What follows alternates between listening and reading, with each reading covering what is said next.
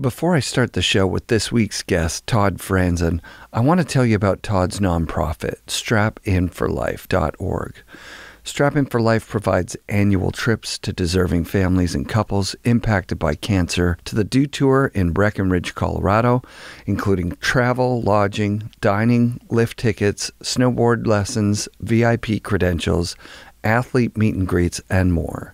100% of donations to Strap In for Life goes to the cause, as all their work is done by volunteers. Please pause the show and donate now at strapinforlife.org. And if you or a loved one has been recently diagnosed with cancer, Todd's YouTube channel, Internal Architect, has hundreds of videos that can help you navigate this challenging time. Okay, let's start the show. The FnRad Snowboard Podcast is presented by Vans. Season 7 of FnRad is sponsored by Wired Snowboards, the Boardroom Snowboard Shop, Anon Optics, Time Bomb Trading, the Canadian distributor of Stance, Dragon, 32, and much more, and Tribute Board Shop in Nelson, BC.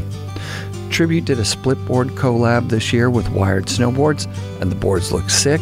The Crest Series split is new for 2022, and Tribute designed a sick crow flying over the Kootenays graphic in one of the raddest collabs ever. Select sizes are on sale now at Tribute's website, so if you're looking for a new board and you want to support rad people and ride a handmade board from BC, pick up a Crest from Shane and Mark at Tribute Board Shop. Tribute offers everything you need to have an amazing time snowboarding or skateboarding. Drop by their store in Nelson, BC, or shop online at tributeboardshop.ca. Support also comes from Grouse Mountain, Mount Seymour, New Greens, Volcom, Intuition, and GoPro. Thanks to everyone who supports the show. Todd Franzen became a professional snowboarder in the early 90s while he was still in high school. Riding for Morrow and getting on the original Bonfire Pro team by 16 years old, Todd was a staple in Transworld and Snowboarder magazines and got to travel all over the world to compete and shoot footage. I met with Todd at his home in Breckenridge, where he works on videos for his YouTube channel, Internal Architect, and helps to run his nonprofit, Strap In for Life. When we started Strap In for Life, which is a cancer awareness nonprofit, kind of like Make-A-Wish in a sense, but for kind of snowboarding, really snow sports in general.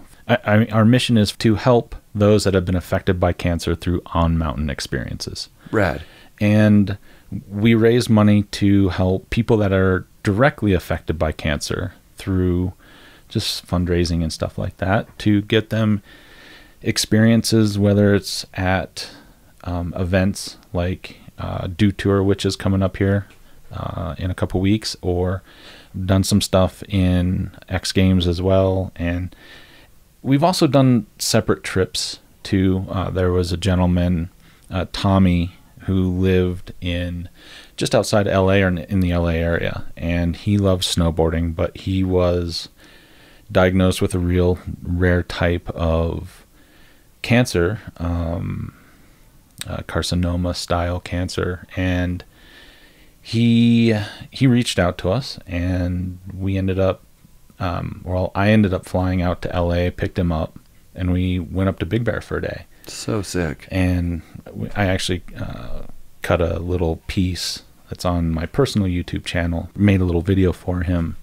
And dude, that's so epic. His family got to see it and everything. He unfortunately passed away from it. Sorry to hear that. But this was the, kind of the last time that he was able to get into the mountains and to snowboard and to really enjoy kind of the thing that he loved the most. What a wonderful thing to get involved with. Yeah. What was the catalyst for that? So, rewind to 2013. Yeah. I should actually rewind. Let's rewind back a little bit to, I was diagnosed with Hodgkin's lymphoma in December. Well, let me think about this. This is, when I cancer is kind of one of those things in my life that has really done more than been like a hard thing to deal with. It's been yes, a very, very hard thing, but it's one of those things that really brought a lot of purpose and focus into my world. I was diagnosed in 2009 with stage 4 Hodgkin's lymphoma. Basically, November 5th was kind of the thing that really instigated all the tests and everything that led to me being diagnosed. And then 2010, I ended up going through all this treatment, a lot of reoccurrences during this period of time, and was able to get into remission for a stem cell transplant that ultimately led to 8.5 years of remission for me. And then, so for the total layperson that doesn't know what remission is, that's your body's found cancer free. Is that correct? Right. I am not experiencing any signs of growth at that point. Yeah. And then in 2019, I started kind of having some issues breathing. And it was weird because I've been really active, kind of really was spending a lot of time working on my fitness and kind of getting back into a really good shape. And basically March, April, May, I was feeling good. Like, yeah, you know, when you start feeling good, your confidence comes back and everything else. And totally. And that's where I was at. I was coming back, but June kind of kicked in. Things started to kind of feel a little bit different. I was having an issue breathing, not a good way. I was kind of dealing with some higher heart rate stuff, and then I was mountain biking with some friends, and one of these climbs just wrecked me. Like, I normally wouldn't have as much problem climbing. And the rest of that day was just kind of tough, and that was the thing that triggered me to go in. And the next day I ended up getting an x-ray, and my my primary doctor saw something in an x-ray that didn't look right, and so I was kind of sent over to an oncologist in Vail, and that's when things unfolded again. And yeah, through an ass load of testing and blood work and everything else, we found out that my Hodgkin's had come back. So I came out of remission. So basically from July to October 29th of 2020 was filled with treatment of all sorts that did and didn't work. And yeah, I ended up going through, on October 29th, I went through another stem cell transplant. And this was done as a donor transplant. So there's different types. You can have a donor, or you can use your own. There's the ways of actually getting your stem cells is very similar, except one's with a host and the other is And my brother, through all this typing and all this testing that we did, we found out that my brother was a 10 for 10 match for me. Rad. And we went through it, and on October 29th of 2020, I did my my second stem cell transplant for lymphoma. Man. So at this point, I'm about 13 months in remission. Oh man, that's good to hear. And I'm getting stronger. Things are working correctly. Right. Which is right. All you can really ask for at this point. Yeah, I mean, I don't want to sound, technical or cold, but like I'm wondering about, because I'm Canadian, right? Like, sure. So I'm like, if I go to the hospital, there is no barrier to going there ever where I would think, oh fuck, this is going to cost me out of pocket. Sure. I mean, it's like that at the dentist now. You know what I mean? Like where there's a buyer pay and there's all this weird stuff where you don't know how much you just go in there blind. Yeah. Could be $10,000. You come out. I mean, I'm exaggerating. They would ask you before they did something that's 10 grand, but I've had hundreds of dollars of unexpected bills going to the dentist. Yeah. But I've gone to the I've gone to the Canadian, emergencies without any ID and just gone in and got treatment. The last time I went, I got a CT scan, and it happened within, an 8-hour time frame, and my bill for that is $0. So awesome. What is like the stereotype is that there's a real aversion to going to the hospital because you're going to get tens of thousands of dollars in debt. Yeah, and obviously, the Canadian healthcare system is a very different system than the U.S. system, and I mean it's damn near night and day. I am incredibly fortunate that my wife, her job affords our insurance. Perfect. And it's really good insurance.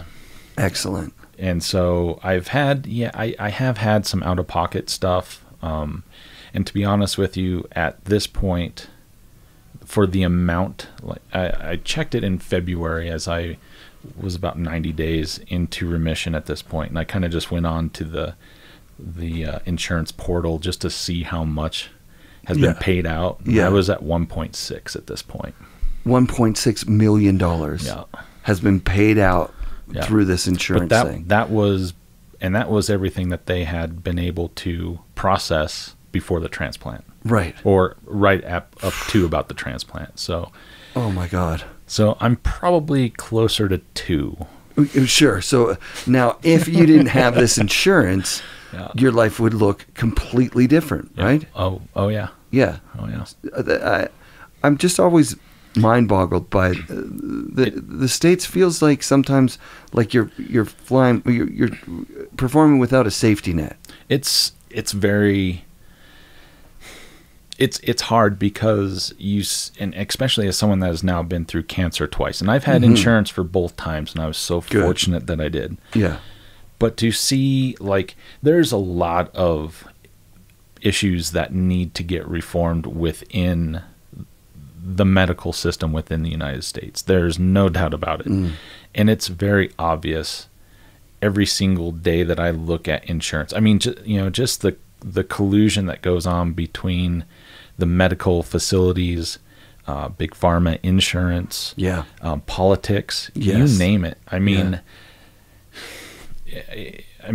it's basically rigged to really screw the American person, Yeah. And that's the thing. It's like, and even, with how difficult everything is with politics right now, and just how sensitive everyone is, this is a real big problem within the States. Yeah, right. Well, I'm glad that you were able to navigate your way through the medical system and get treatment. Yeah, and for sure. I mean, stem cell treatment. I remember stem cell being kind of an election issue or like a hot button issue where people are like, but from what I understand, the leaps and bounds in stem cells in the last, let's say, decade, they're able to, like you said, harvest them from yourself or from a donor, like your brother, or even just somebody that's just a good match, right? Right. Sometimes, and the big confusion that, and I want to make sure that this is clear for everyone listening, is the big issue with when this was a big hot topic button, or big topic button within, American politics and stuff, was the essentially the fetus stem cells. Right. And that nothing is going on with that, right? What I went through has nothing to do with fetal stem cell tissue and everything. This was all generated.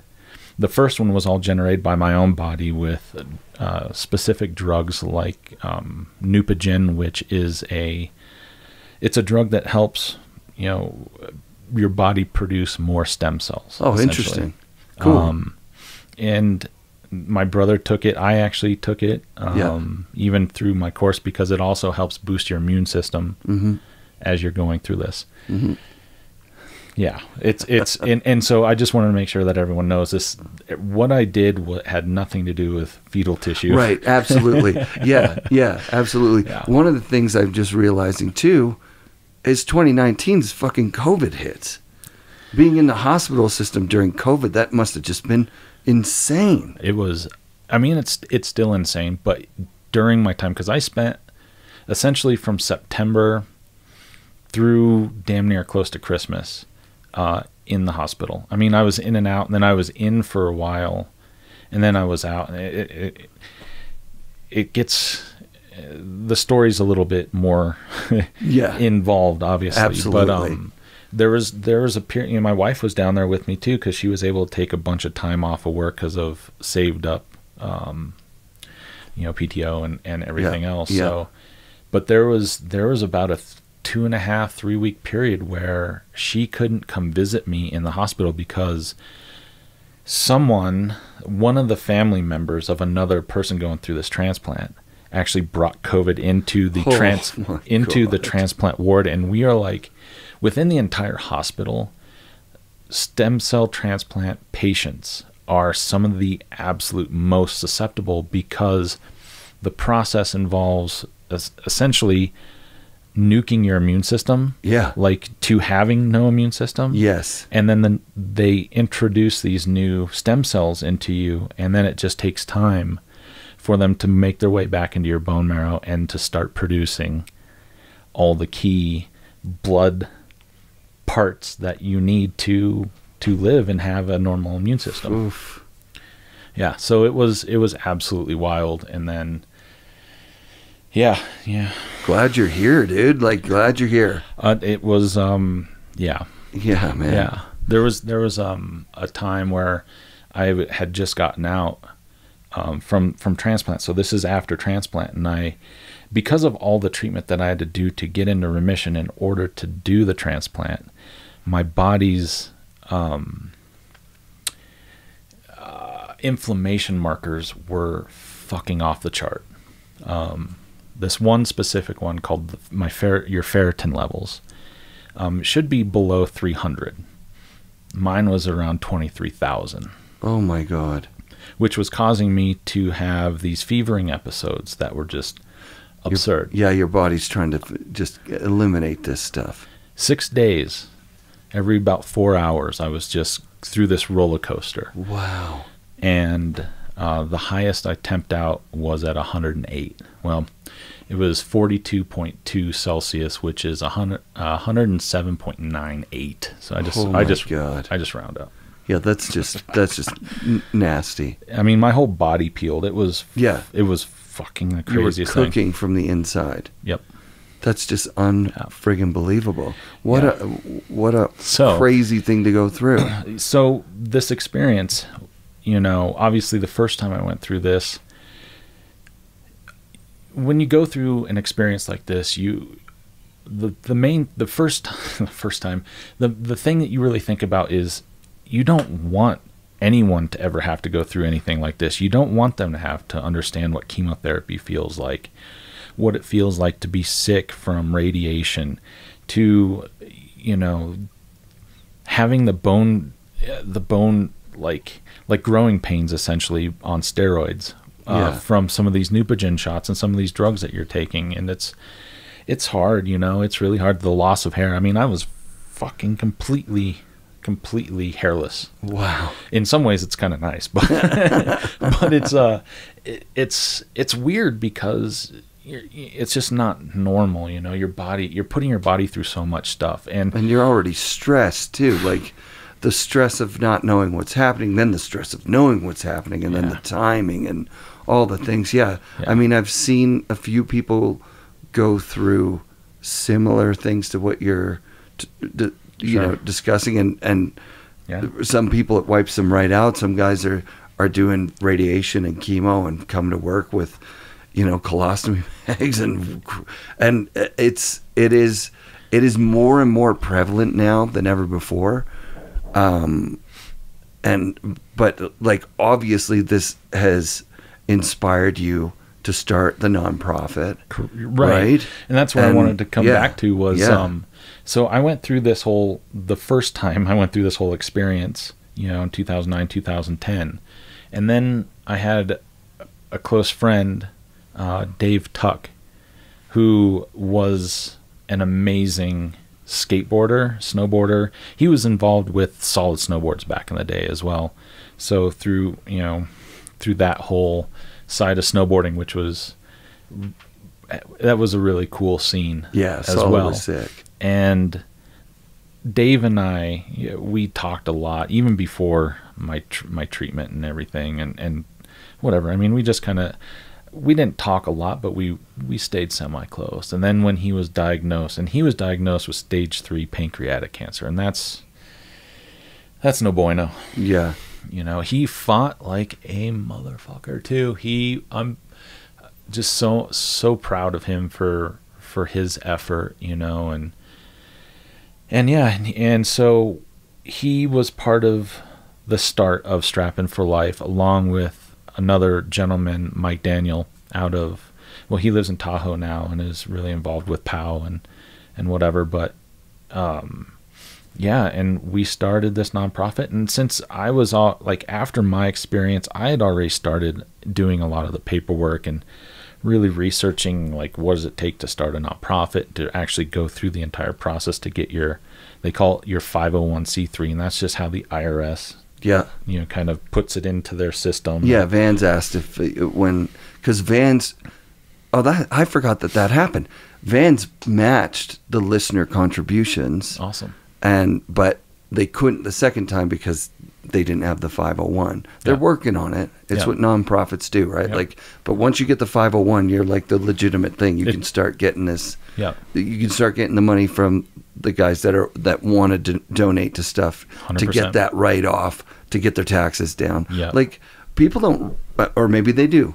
I didn't realize that the tax incentives, it's one of the most, right off the top of the taxes you're going to have to pay. Yep. is like dollar for dollar the donations that you give to charitable causes. Yep. We talked about the healthcare system being in shambles. The other side of government is there are great programs like this that incentivize giving money to good causes. Yeah, and this is a great way for people, especially since we are recording this pre Christmas and the first of the year.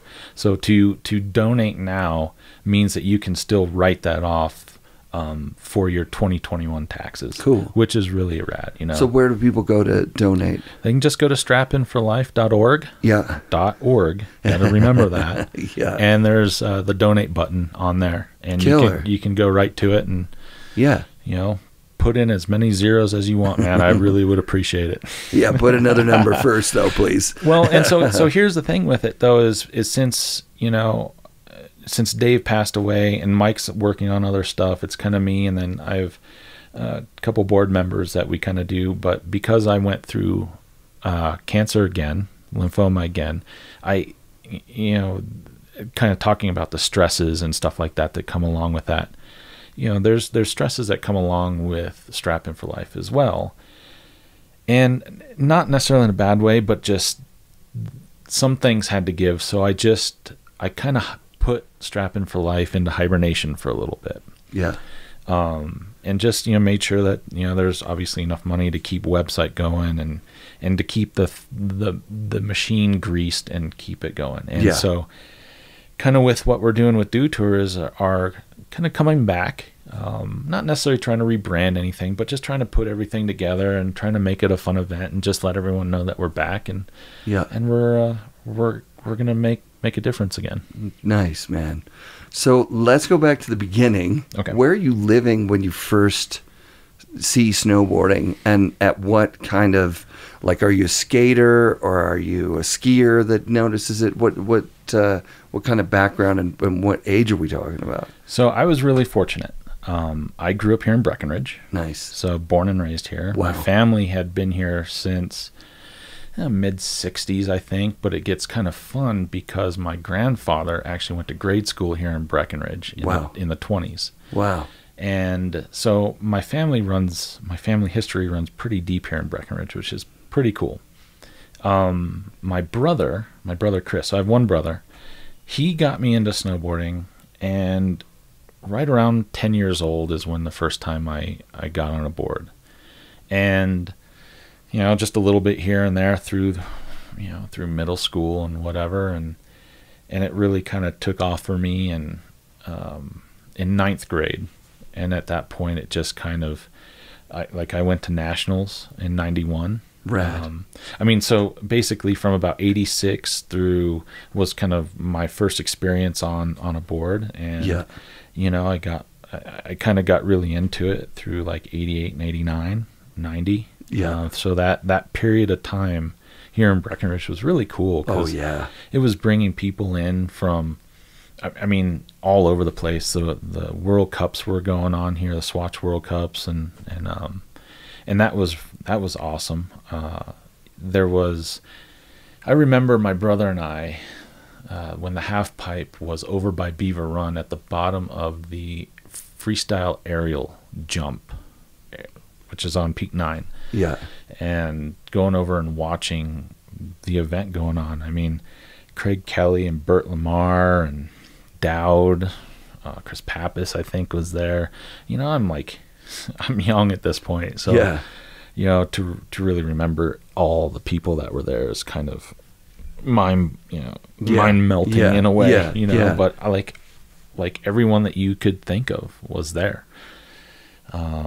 It was the big event of the year. Like, I mean, it reached me in Sudbury, Ontario, to see that, you know, the year after the Swatch, I think it was the TDK ones, and just, you know, Palmer and Craig and Terrier and Duckboy and Jacoby and that.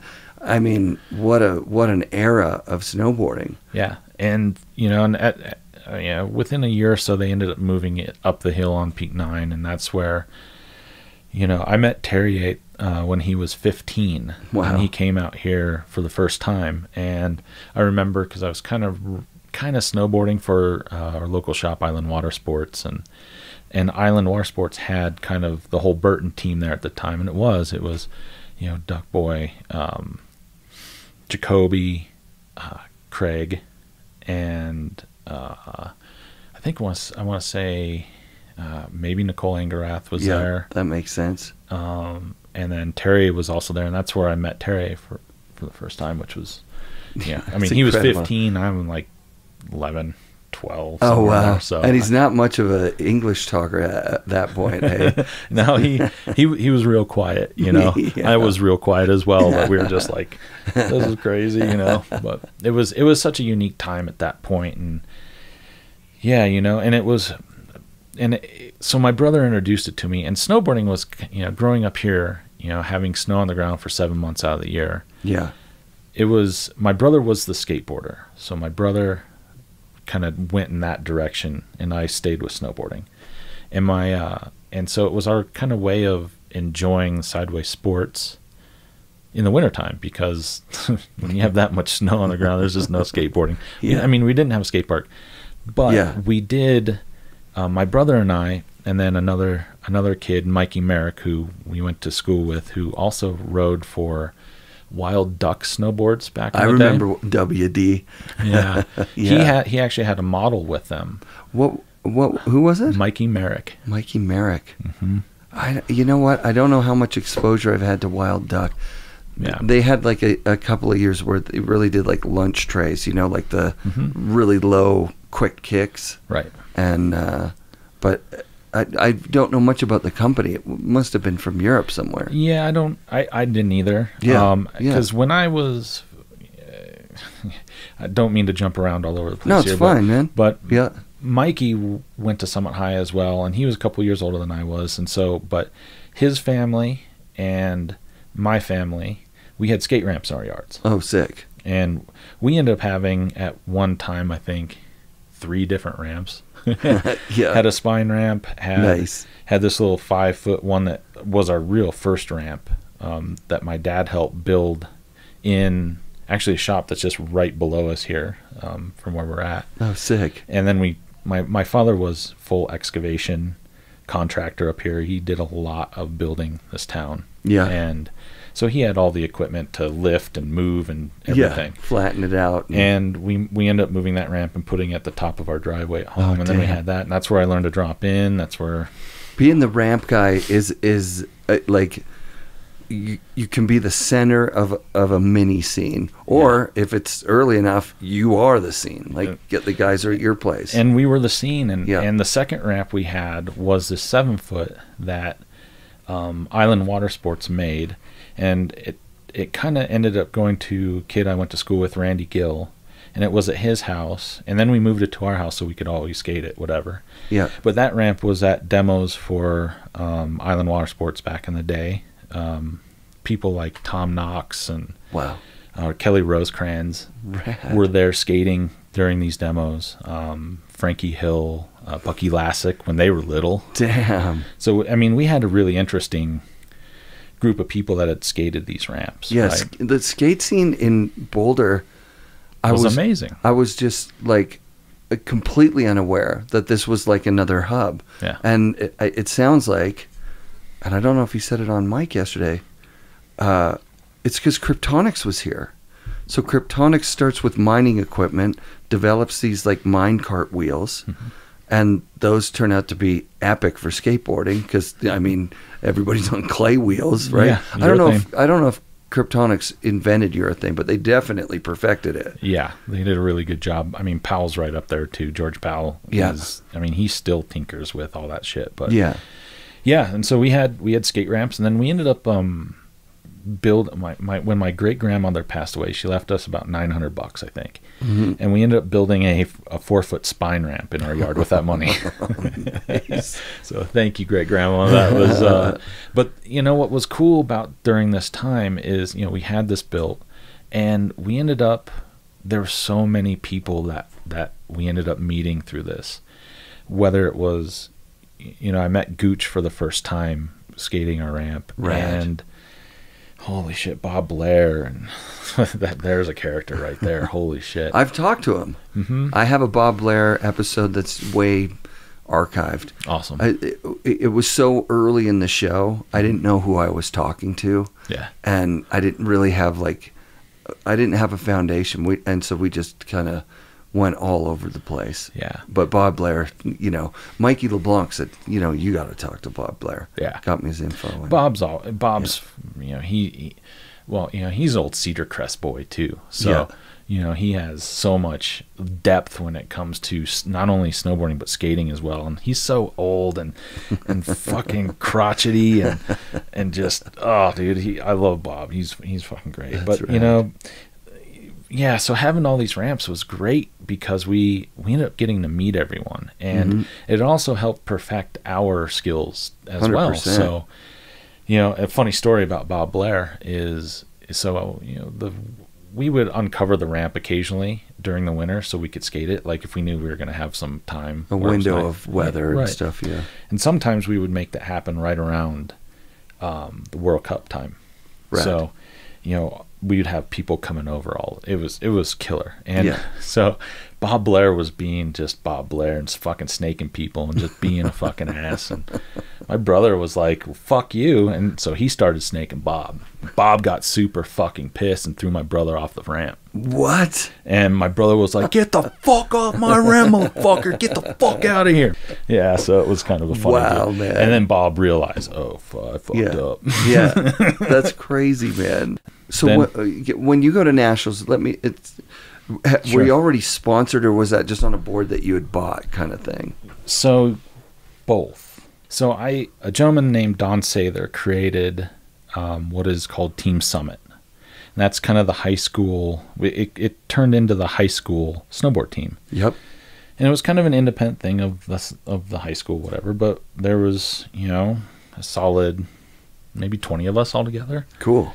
And we would just compete, and not compete, but we competed. We competed a lot. You know, we did the Rocky Mountain Series. We did just all of our USASA events and all over the state. You know, my mom fucking loved driving us all over the place. It was pretty cool. My dad too, actually. Rad. And we ended up, so that was part of it. And then Don Sather was instrumental in kind of getting Morrow as kind of the team sponsor. That's so awesome. And so that's how my original involvement with Morrow happened. That's incredible. That's early on to have a school program. Yeah, this was during like the free pro. So this was like maybe Yeah, 91. That's so 90, early. 91, somewhere in there. But that's the difference of being in Sudbury, Ontario, and Breckenridge, Colorado. Yeah. Like, the scene really does break out from here. There are Breck years where, I mean, all the magazine coverage is from here because it's from the Worlds. Everyone was here. And and everybody was here. And the funny thing about that is, like, for years, and it still happens to this day, is you know, kids will graduate high school. Summit County is like the first place, you know, on the way west. Yeah.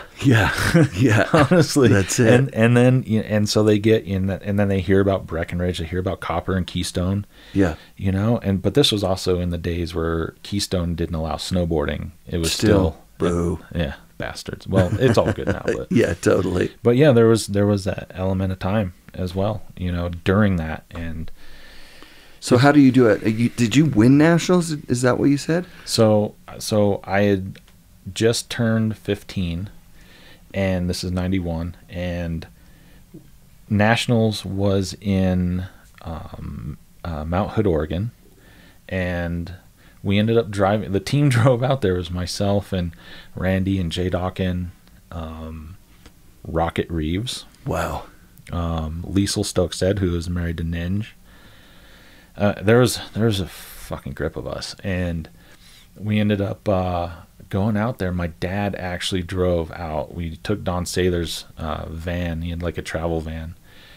The motor ended up blowing when we got to Hood River. So we ended up, my dad, fucking God rest his soul, ended up taking care of kind of the engine because of his knowledge and expertise in excavation and engine, just dealing with fucking so much shit because in the world of excavation, when shit breaks and goes wrong, it goes wrong bad. Yeah. So yeah, you know, you learn to really figure things out.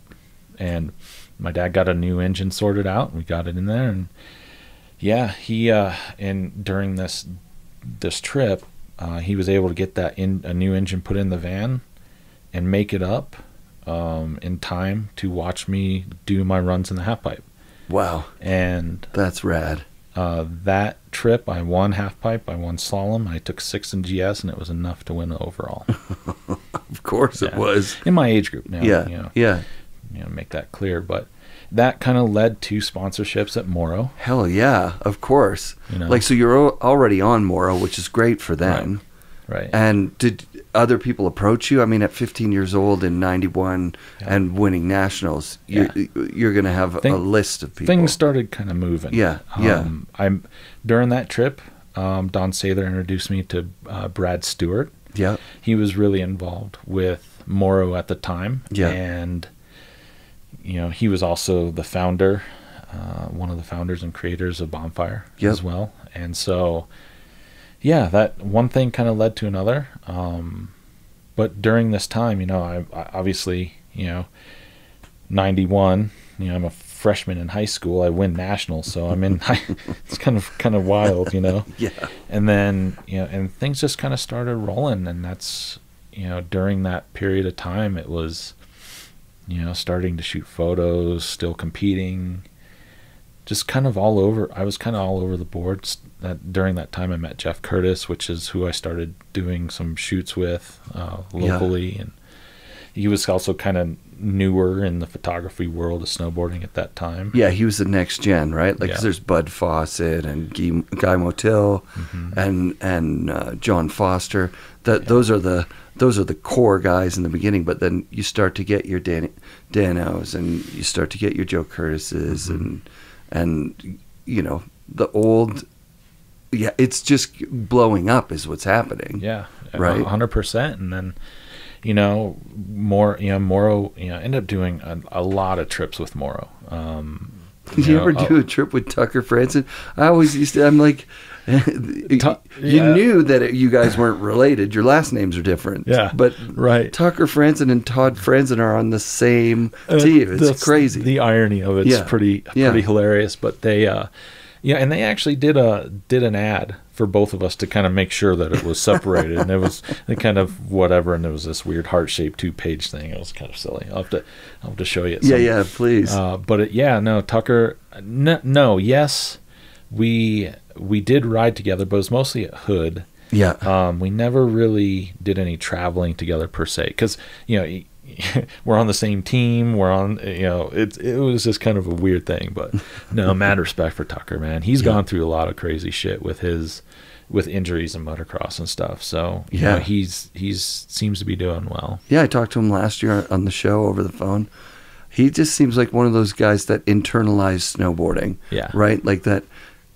He did really well at nationals as well, if I'm not mistaken. I think so. Yeah. And he might have been state champ like maybe a year or two earlier than that. Yeah. In California, which is huge, right?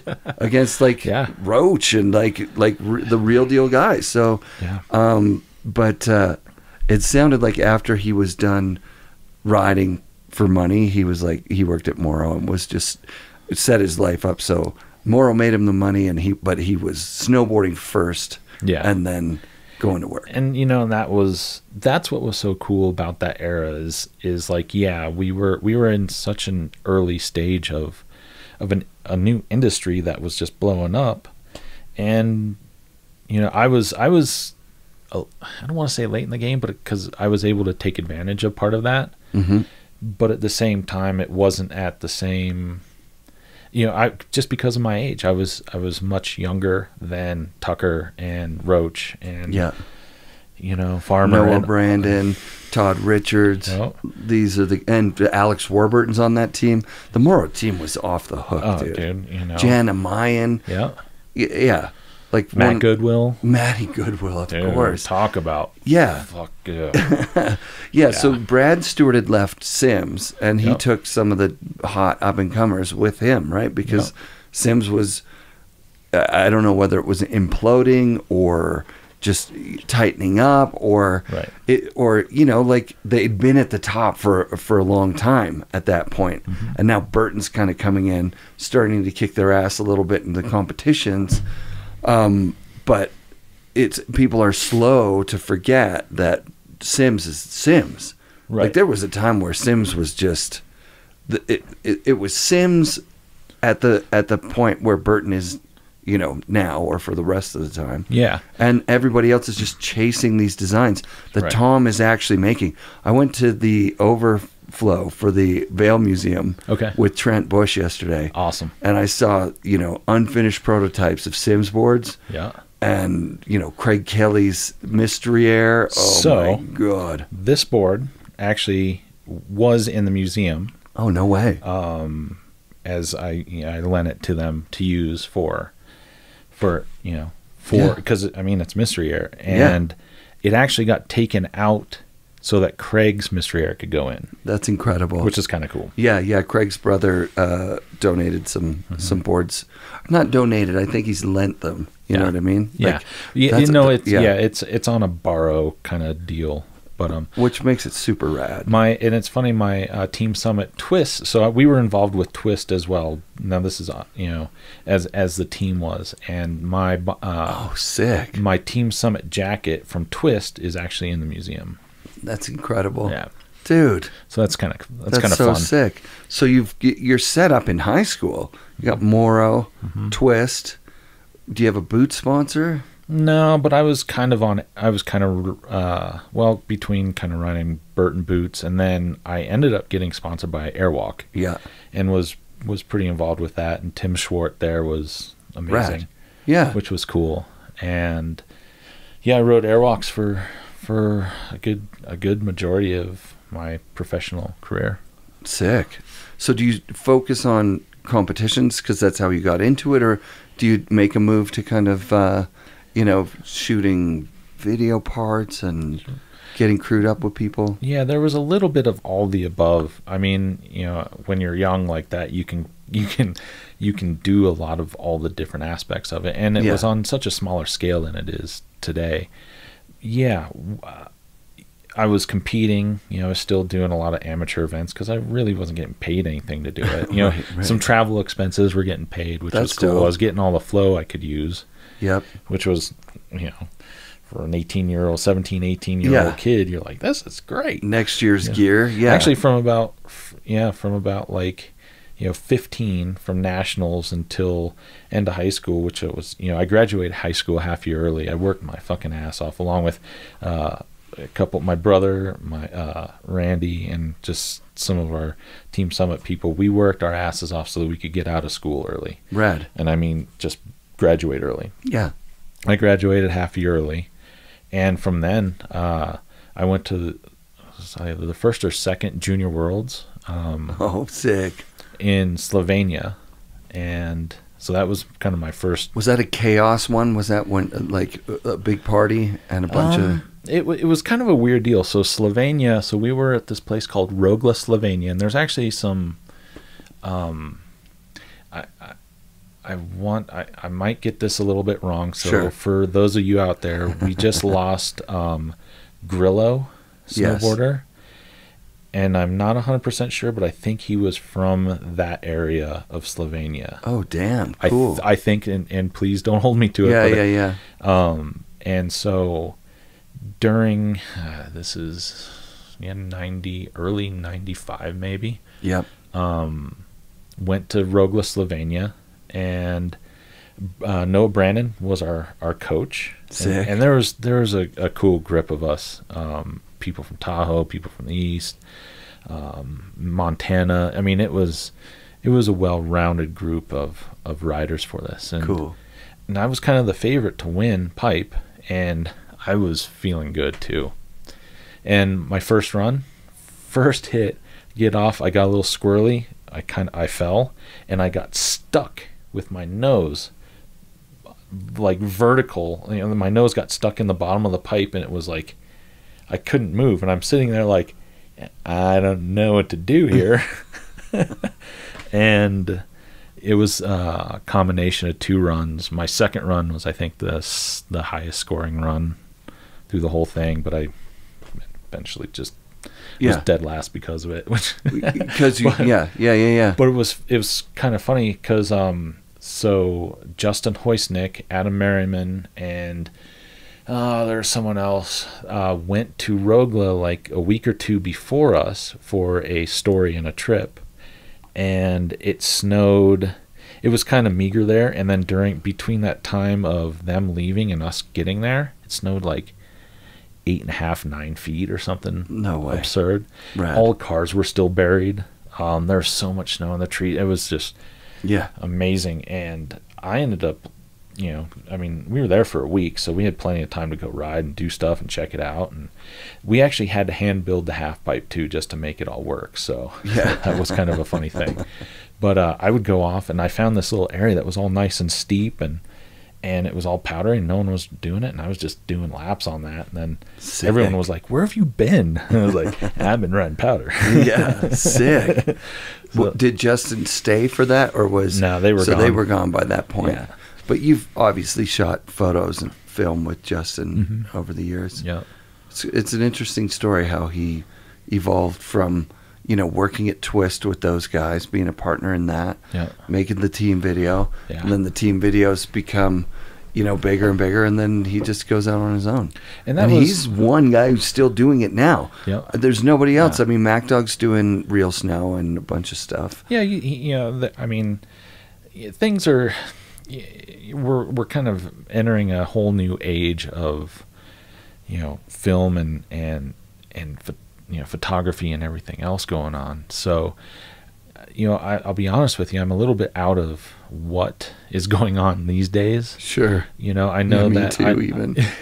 I know Justin is busy with a series of kind of like an interview series going on. That's those are dope. Microdoses, right? Yeah. And I think those are going quite well. Shane Charlebras, part of that whole deal as well, which seems awesome. like just a solid character. He's good. He's good people, man. He really is. Yeah, I heard his bomb hole episode, and I was like, I like this guy. Awesome. He seems motivated. He still loves doing what he does, which is, you know, really at the end of the day, that's, you know, doing it for the right reasons. Yeah. So this is kind of cool because you're a competition kid, but you're living where the jib scene explodes from. Now, don't get me wrong. I mean, competition was part of it, but I mean, I was involved with a lot of the jibs, man. There was serious rails around here. Yeah, serious. Oh rails. yeah, big time, right? And you know, between rails, logs, you know, stumps, the stump line over at Copper Mountain. I mean, you can ask Dale Rayberg, Rowan Rogers, Nate Cole, fucking Blattner, you know, Russell. Yeah, they all fucking get it. They know. I mean, that was legit stuff going on over there. Hell, you know, it was, yeah. You know, it's just such an interesting time of snowboarding. Yeah, because it wasn't just the riding, it was the clothing, it was the attitude, it was the desire to and that's what Anthem put on the map for me, like to infuse some culture in there that's different than, you know, somebody who's getting to shoot perfect powder turns because they're in a helicopter. Yeah, Anthem, you know, and I was fortunate to be in Anthem, and Anthem was, you know, that kind of helped really solidify a lot of the stuff that I was doing at the time too, you know. Right. You know, I have to also give credit to my brother, because my brother was such an amazing, you know, my brother did end up skating pro. He lived in LA and San Francisco for a good chunk of his life, and skated for World Industries. He ended up having a pro model with Neighborhood. Damn. And so when it comes to skating, my brother was more underground, but he's fucking so good. Yeah. Yeah, that's epic. You know, so I credit him. For kind of helping show me the way, really. Yeah, most of the champions, most of the guys that win major things are brothers in a competitive brotherhood. Yeah. And usually the younger brother. The younger brother usually has a leg up because he's keeping up with an older brother who's pushing him. Right. Terrier's the younger brother. Yeah. My brother was younger, and and his snowboarding, it's so funny because like Rowan, Nate got him, they tried to get him on Joyride to ride for them. Yeah. Right. You know, Joyride sent him a board, sent him a contract. My brother just saw the contract. Basically, it was like, whatever this is. He kept the board. Ended up riding the hell out of the board, and then we ended up like focusing it into like 30 small pieces or something like that. Was it a flower pot board? It was. Yeah, those things you could break. But it was the small one. It was like 149 or whatever it was. Those were dope, man. Those boards were groundbreaking. Joyride's one of those companies that he could tell the story a lot better than I could. Yeah, they would have definitely been a force to be reckoned with in snowboarding if you know, kind of made a couple of different decisions, I think. But it's hard. It's not. That's. I mean, I recently interviewed Donna from Burton, and the big thing that I came out of it with is that Donna's not Burton. It requires hundreds of people to be Burton. The essence was really Jake. Yeah, Jake was the essence of Burton. Yeah, you know what I mean. And yeah, you know, with his passing from cancer, unfortunately, it's a. That's a tough one for the industry, you know, and it's very obvious in its effect, especially going on right now. Yeah. You know, with the US Open not doing, or Burton not doing US Open, and they're putting it on hiatus. So I think, you know, as opposed to kiboshing, which sounds horrible, right? Because JG being gone, that's a big red flag for me. And Terrier being off the team was the reason that I flew over to speak to Don in the first place. Sure. Was that I was like, hey, hold on, what the hell's going on here? Right. But like I said, when I got there, I sort of fell in love with this company that's like, it's not Donna. And I don't think that Donna, you know, is making these decisions with like just sitting in a room going, all right, great, now Jake's gone, we're gonna really, you know, stir things up around here. I don't get the feeling that that's what's going on. Well, Burton has become a lifestyle brand. You know what I mean? So that is their focus. They tried it before, and it was a real slap to that, you know, when they bought Channel Island, and when when they were trying to do skateboards and what Gravis shoes. Remember the Gravis shoes? It's like, but there is something about big business that is something I don't have any dealings with. I don't know about, you know, the city of Burlington giving them the building for $1 a year. Right. I don't know if she said that on mic. I'm sure she did actually. And that's like, what? You know what I mean? Like, what? But that also goes to, you know, the culture of what snowboarding and Burton really kind of took that, you know, to the whole thing. And it's also such a East Coast element. I think Burton always struggled with the culture thing. Yeah. I think they always struggled. They never had a team like the Joyride team. Well, where there was a bunch of influencers that were like just, you know, raw snowboarding guys. They always had, and I mean, I look at Solers and Rents, and they've always had people that are epically cool. They've just never been the guys that are, you know, I'm thinking like Tony Hawk versus Christian Hosoi. It's like Christian Hosoi to me is like badass and is not going to be told what to do. Tony, I mean, he might not be told what to do either, but he's not as badass. Tony, I mean, there's no denying that Tony's ability is, you know, fucking amazing. Probably superior to Hosoi in now, like 50 at 50, the 50 tricks at 50. That was like, okay, we're in a new era now. Yeah. Yeah. And you know, there's no doubt, but Tony was able to take it to the commercial side of it, you know, and really bring it more to the masses. And that's huge when it, and maybe kind of cared about that, like had some sort of mentorship from Stacy or someone that was like, hey, look, man. And Tony is someone who's got his own foundation as well. So like, that's really respectable.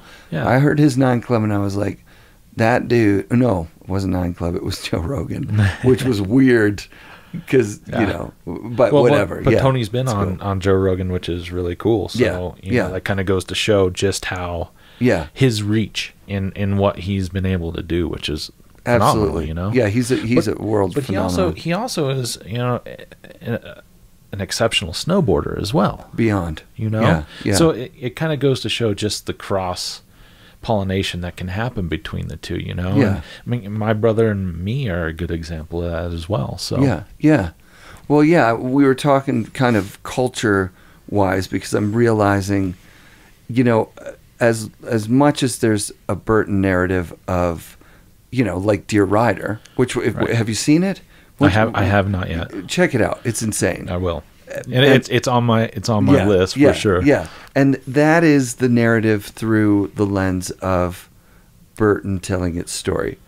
And now there's 30 years of history of people like myself with absolutely no knowledge of what the hell's going on there. Right.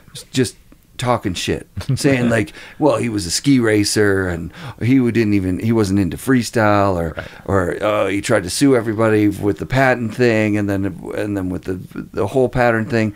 So there's this other narrative that's way less based in any kind of reality and more based in a kind of, you know, raising your fist to the guy on the hill, right? Right. But at the end of the day, I don't think either one is wrong. I mean, why would Burton go out of their way to try and make themselves look bad? Obviously, they're going to see it the way they see it.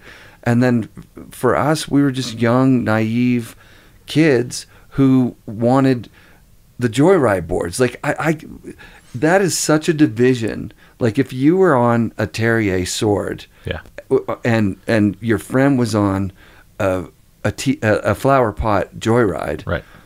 Like, you were on different programs.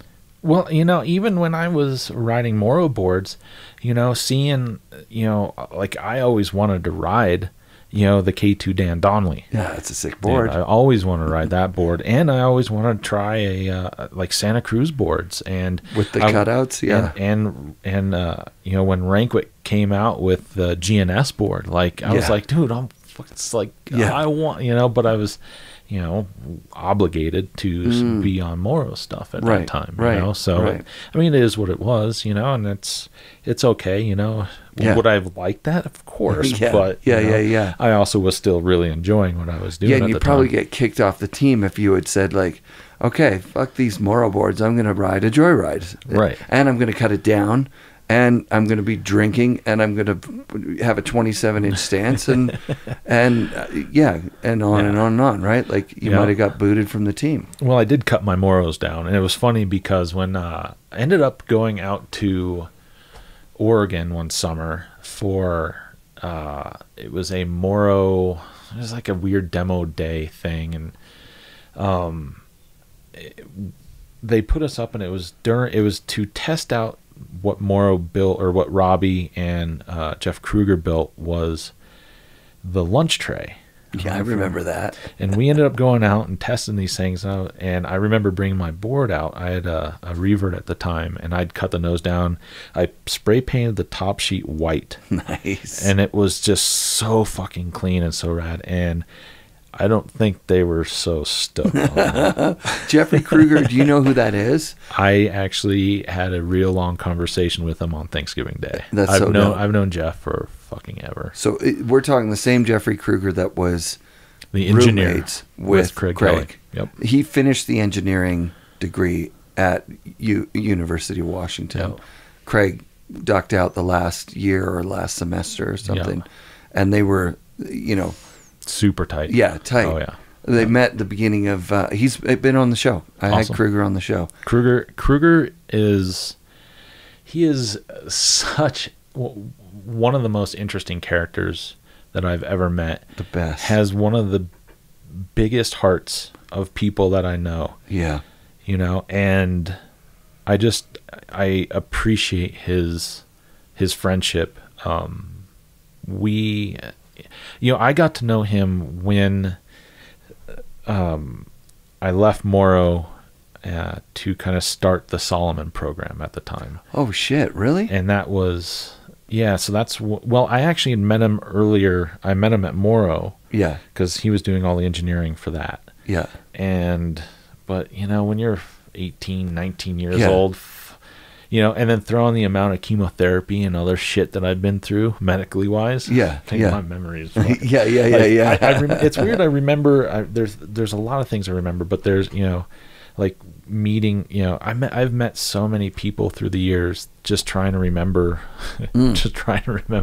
and I have to be honest, like if we met, I'm so sorry that I don't remember. Oh hell no, man! I don't think we did, or if we did, I don't remember either, because it would have been under, you know, at a SIA thing, or, and then, you know, where it's just craziness is going on all around, right? And it's 100%. You're just meeting, you know, hundreds of people a day. So many people. Just like, and I'm Robert necking going, hey, there's fucking Damian Sanders, there's Jamie Lynn is over there. And it's funny because that's Brad Stewart introduced me to Jamie Lynn for the first. I've only met Jamie once, and it was at SIA. That's so rad. So funny. Yeah. Yeah. So how far do you make it with Morrow before you jump ship to? Is it like a kind of jump ship type situation to? Because I was saying this to you. Must know Emmanuel Krebs.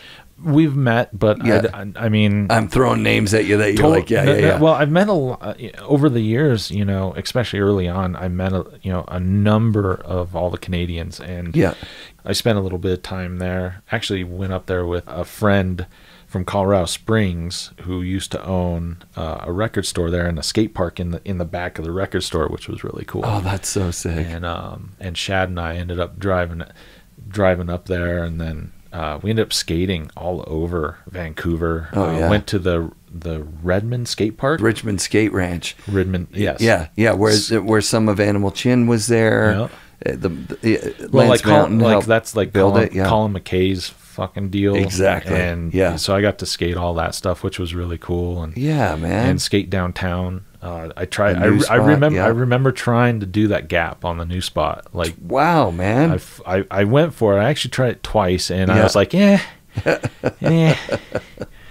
I'm cool. Yeah. But and then we went up to Whistler, and we were only up there for like a couple hours because we couldn't find any place to stay. Oh, that makes sense. Yeah. And so we ended up coming back down. But over time I've spent other time up there. And whatever. Oh, that's rad. Yeah, Manuel Krebs. I kind of called out Solomon for being a bit late to the game, and he was like, "Well, it was a plan. They had a plan." And then I was like, the boards were kind of planned. He's like, that was also planned, and then he pointed out that Jason Ford was instrumental in Solomon bringing boards to the market that they felt were better than everything else at that time. Well, I remember them telling us they were better for sure. Well, Brad asked me because how that whole thing kind of spurred was. Brad worked a deal out with Solomon to sell Bonfire to them, and that was their way in. Nice. And it originally was going to be Bonfire snowboards. And through that, it was myself, Ford, Blattner, and J2.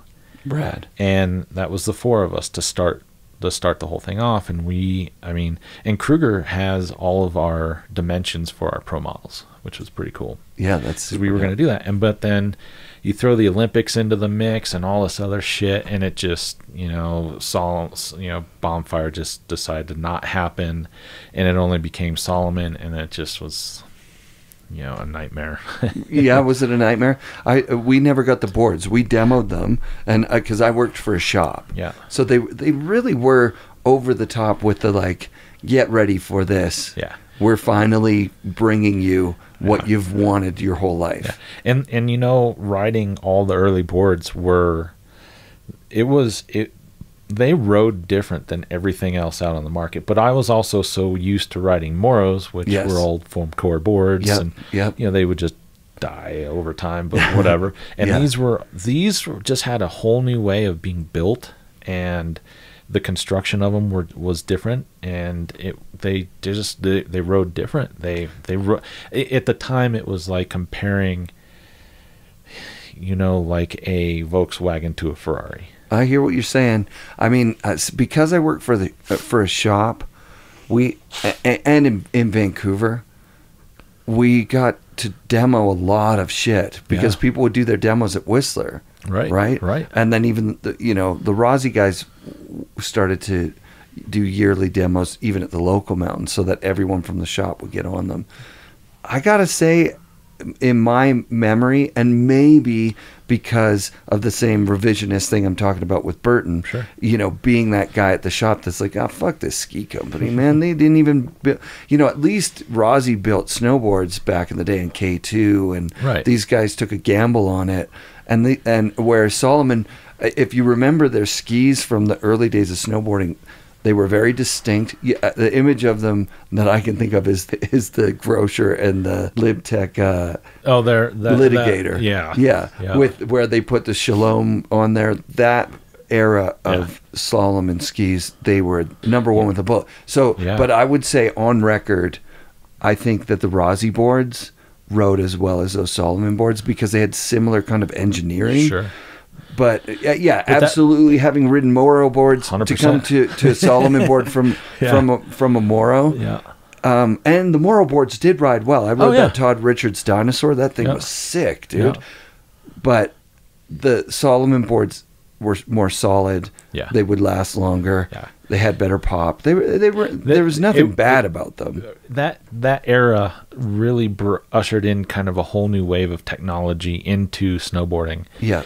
And it really made that product, or just the products in general, just take such a jump in their quality all around, and their riding ability. They became lighter. Yeah. Just all around, they were just they were just better boards, whether they were Rossi or I think right after my Solomon side of things was done, I was riding one of Jay Nelson's option boards. Yep. And that board rode great as well. Hell yeah. Yeah, with the fly core, they'd had the V core. Yeah, so it's a pretty cannibalistic industry. It's not rocket science. If somebody who rides for your company tries out a board and goes, hey, this is better than what we're making. Right. You cut it apart, you look at what's going on in there, and then you try and make something similar. Yeah, and and Kruger was hugely instrumental in that whole process, and just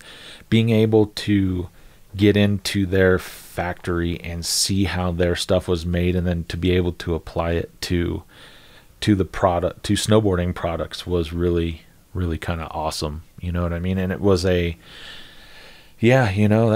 was a pretty good jump, but that was a fun time. I remember Ford, myself, and Blattner and Twos, we were spending so much time in Europe testing. That would have been so fun, hey, to go over to Europe. Yeah, you're making a face like it wasn't the greatest thing in the world. No, it was. Don't get me wrong. Yeah. I spent a lot of time in Europe. I spent, even getting over there with Morrow and Airwalk. I spent a bunch of time over there with Richards, and it was more summertime stuff. I shouldn't say it was more. It's kind of equal. Yeah. The second trip I ever did, after my Rogla, Slovenia trip, was I went to Russia with Jay Nelson and Dave England. Oh, awesome. The Jackass guy. And Brad Stewart and fun. Justin Hoisnick and Bill Gallen from Fall Line Films. Holy shit. Then we had a KGB officer, an ex-KGB officer and a police officer as our guides, and we kind of that sounds awesome. It was actually it was actually filmed a segment in Getting Some for Fall Line Films Getting Some. Yeah. And holy shit, that was, I was a pretty straight-laced kid. I didn't really do a lot, like, drinking. I was definitely not into drugs or anything like that. But that experience in Russia changed me just generally.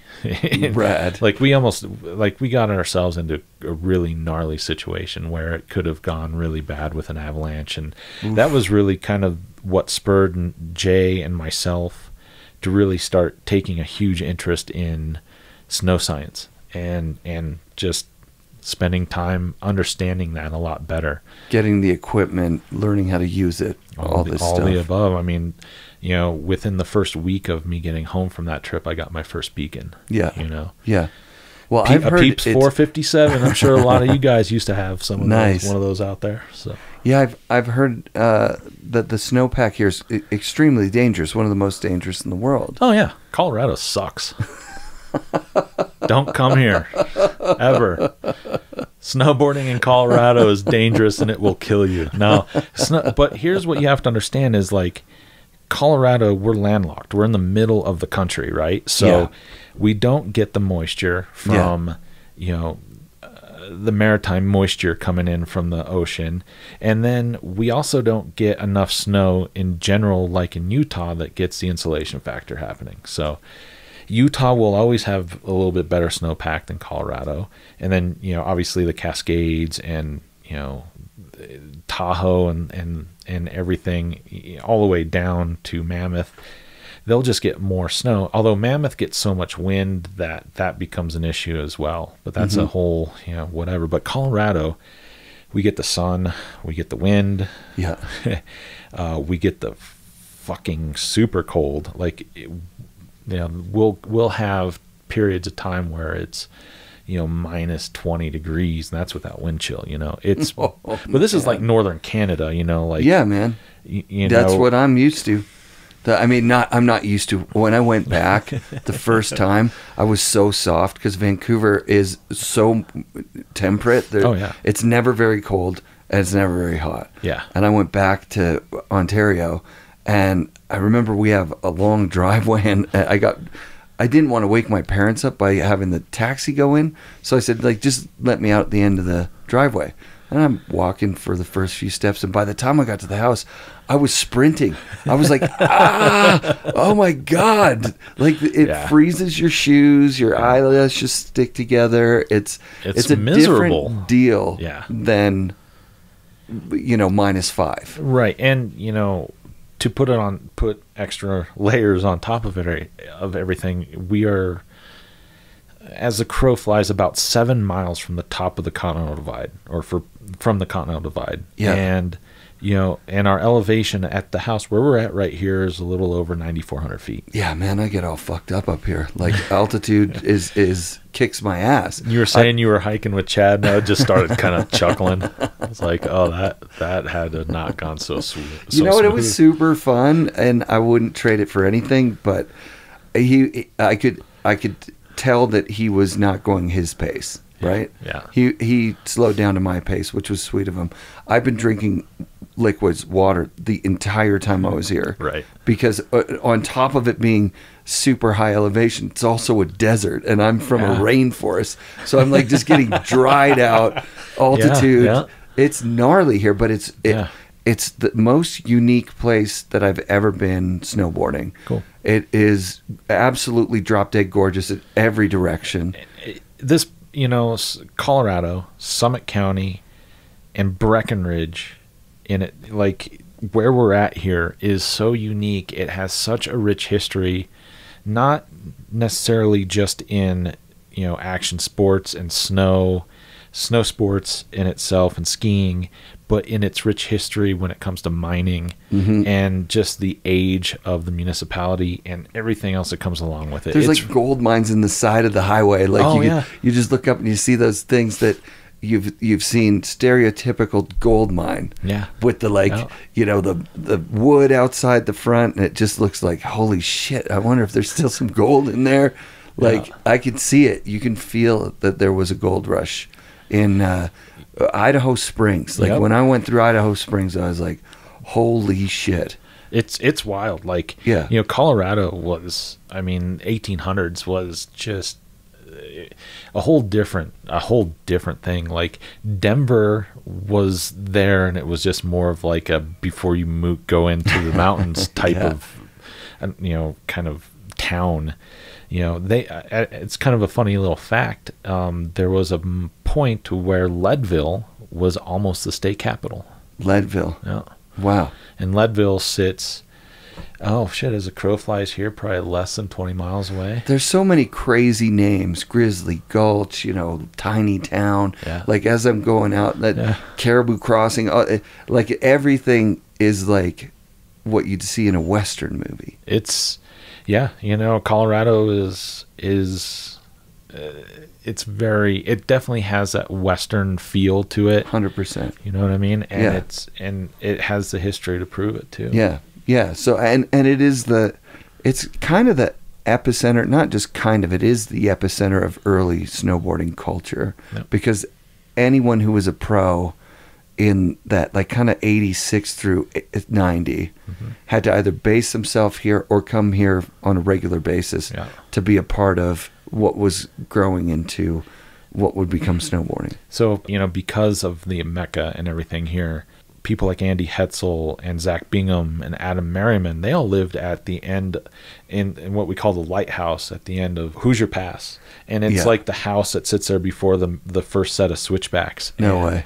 That's where they lived. And Hoosier Pass is where I hiked with Chad. Yeah. Awesome. Yeah, it was fun. Sunny. Yeah. The snow sucked a little, but whatever. Well, we're at an early season. Yeah, exactly. That's why we were there, was because there's no snow. Yeah. But, you know, if I had to choose between groomers and hiking, I would hike with Chad Otterstrom over, you know, probably a powder day.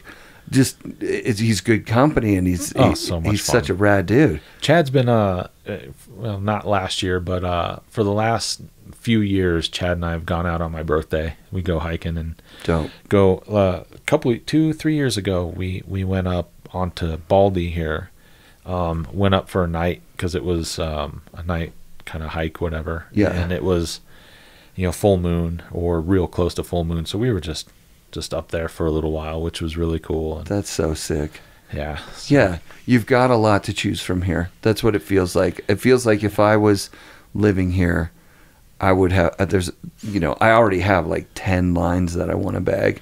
Like just looking at, going, okay, that looks like if you just hike up the ridgeline, that's perfect. Yeah. There's a place, it might be Keystone, is at the bottom of Loveland Pass. Is that right? There's a ski area as you're... Well, there's a basin that sits kind of... That's the other way of this pass. So there's a pass. I got on the pass in a weird way somehow. But the road up to A Basin. Yeah. There's a ski resort in a parking lot right there. That's Keystone. It is Keystone. Yeah. And as you turn to go to Loveland Pass, Yeah. there's like 3 major Avi chutes right there. Oh, yeah. I was going to hike up those. That was the first thing I saw, and I'm like, okay, the snow looks good. It's not sun affected. Yeah. It looks deep enough. I'm going to hike up. It's a very good angle. Yeah. It's probably 45 degrees or something. It's pretty steep. And when I went in and hiked at the bottom of the pass, the other side, right at A Basin, Yeah. I was like, oh, this is deceiving.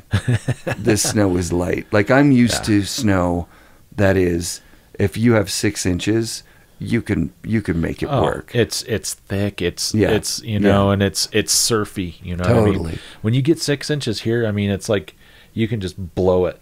I saw that driving up here. It started to snow, and I get anxiety because I'm thinking, when it snows in BC, all you need is like a couple inches, and then people are flying off the road because it sticks right away. It's that maritime snowpack that comes in. There's so much moisture, and when it mixes with the cold, it'll just it will. You know, here it's just a different beast. Is the only thing I stuck my hand out the window, and I was like, it's cute. It's like dust. Yeah.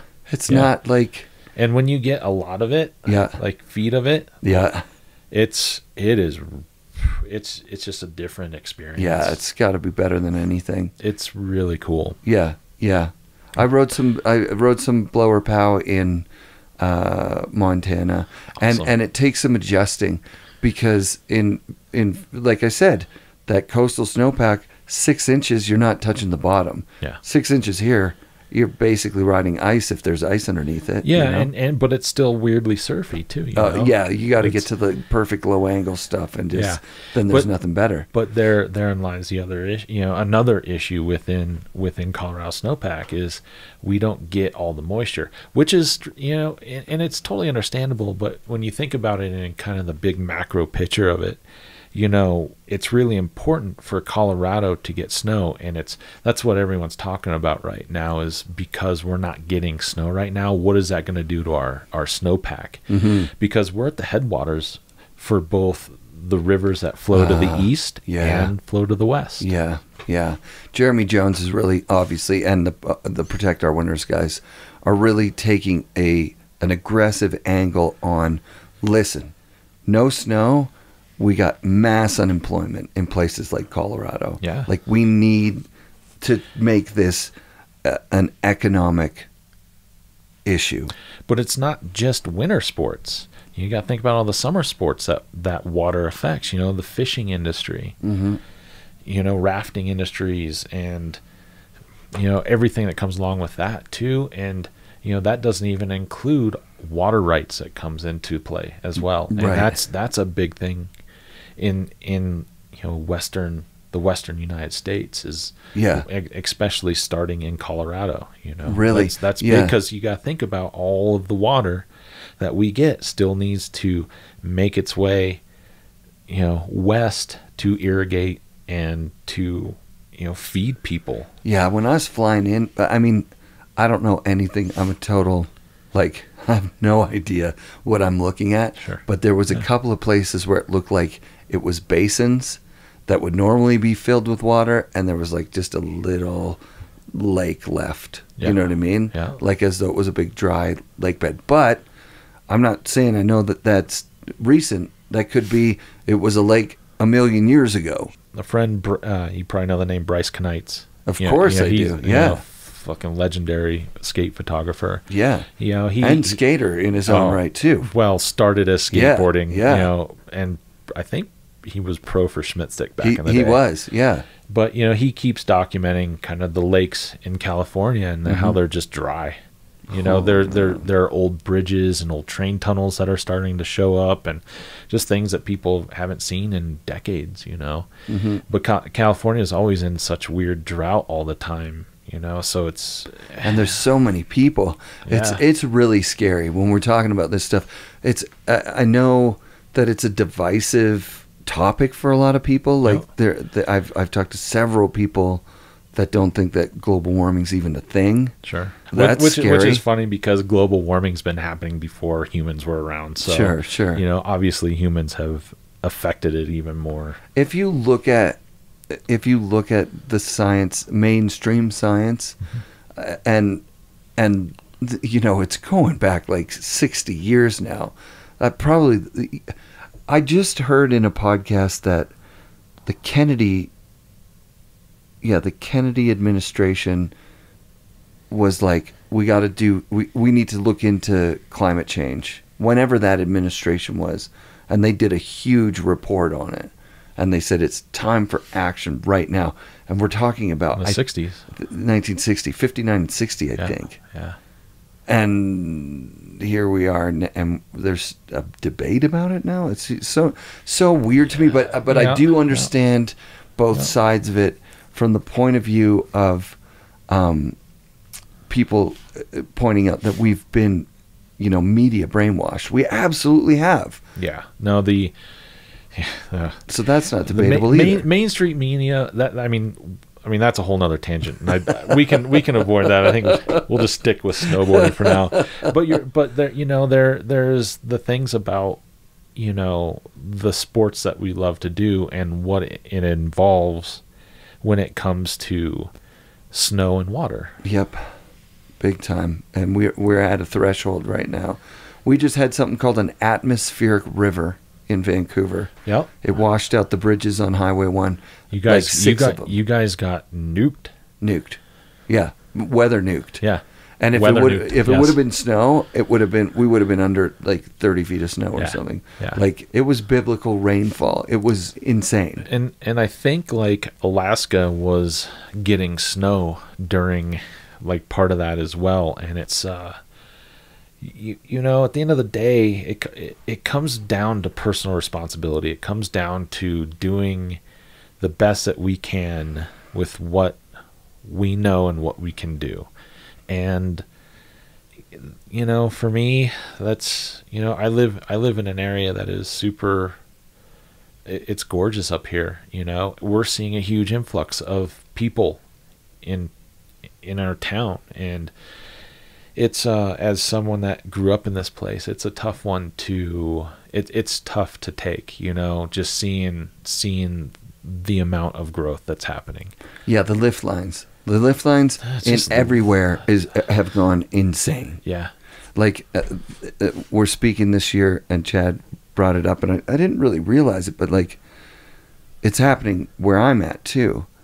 The phenomenon of people on split boards and skiers getting first tracks before the mountain even opens, right? Like, so there's no longer, it was hard enough before knowing that, you know, getting first tracks at 10 in the morning because you slept in a little bit, or at noon has gone the way of the dodo. But then even getting in the line at 9, that doesn't happen, because at 9 o'clock when they open, there's you know, a 20-minute line. Right. So you got to be there at 7.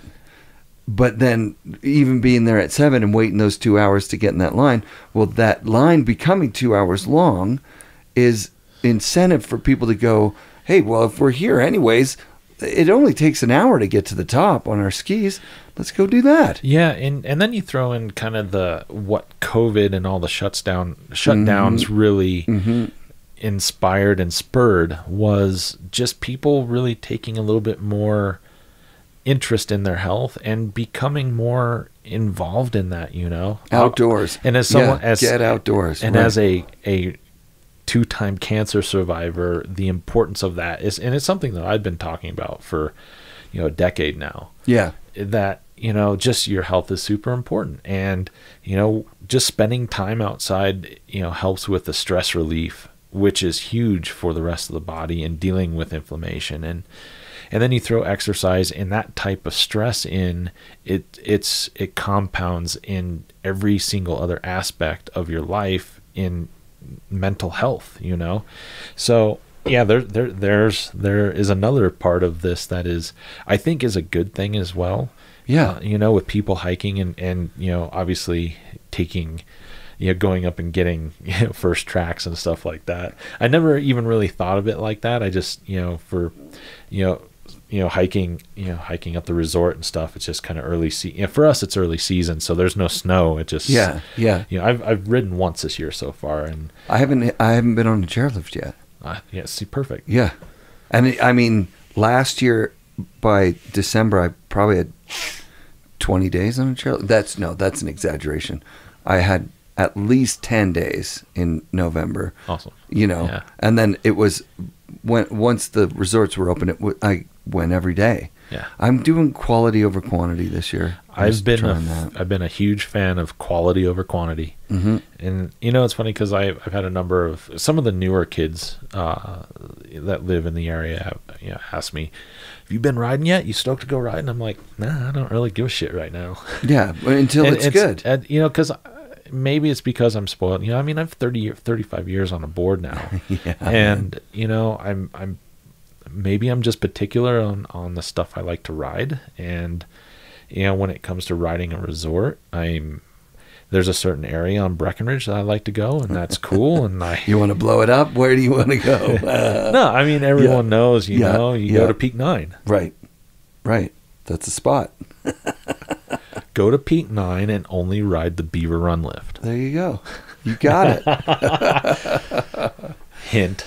No, there's great riding on Peak 9. There's great riding on Peak 10. There's great riding on Peak 8 and Peak 7. And there's even stuff, and with the newest edition and the Breckenridge Resort, there's fun stuff on Peak 6 too. Obviously, I try to avoid the crowds as much as I can. Yeah. And that usually involves going up early, and I kind of just go where I can get to quickest. I hear you, man.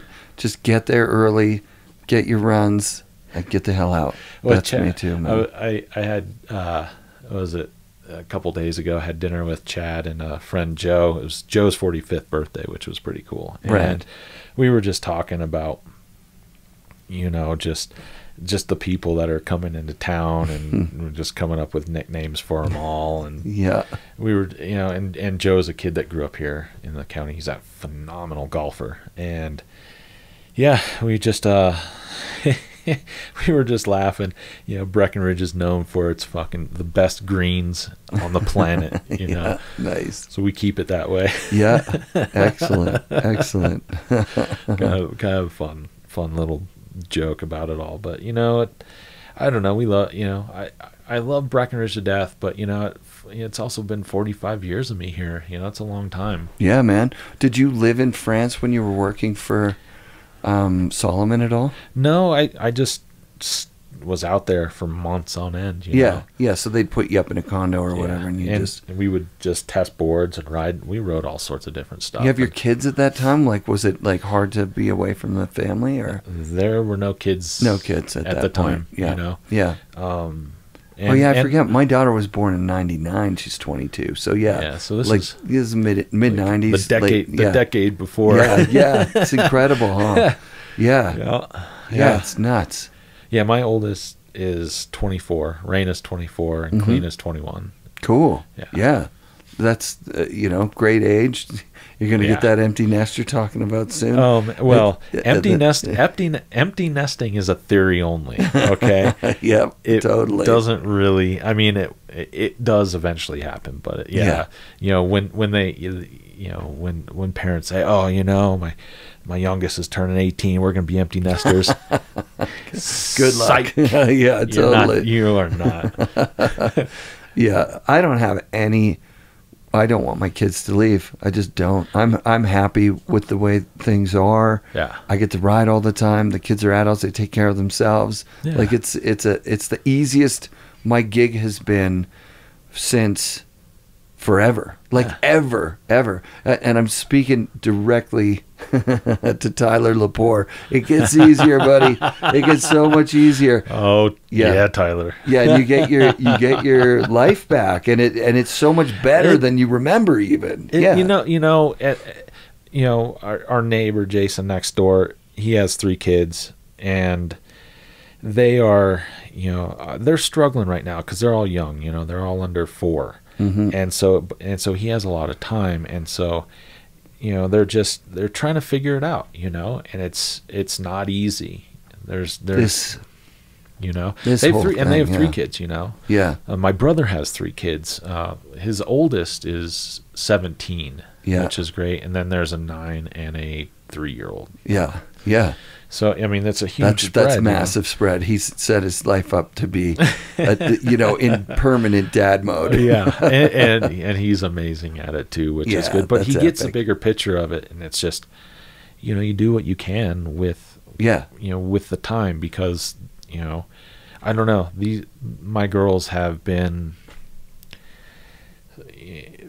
so important in my growth as a person, as a human. Oh, you know what man. I mean? And, totally. And I'm about as happy as it gets with that. Yeah, there's no way to prepare for what the journey is to being a parent, right? Yeah, and no one's journey is the same. No, that's true. Yeah, that's true. You have no clue.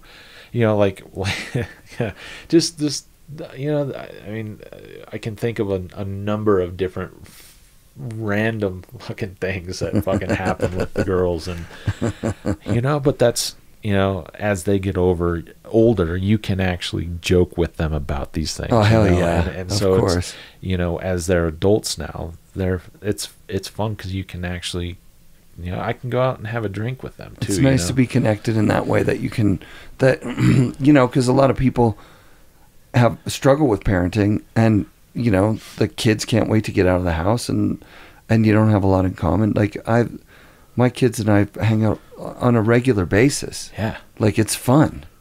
They're great people. And it's fun to be a positive influence in their lives as well. 100%. You know what I mean? I mean, 100%. You can, and as they grow, and as you watch them grow, you can see.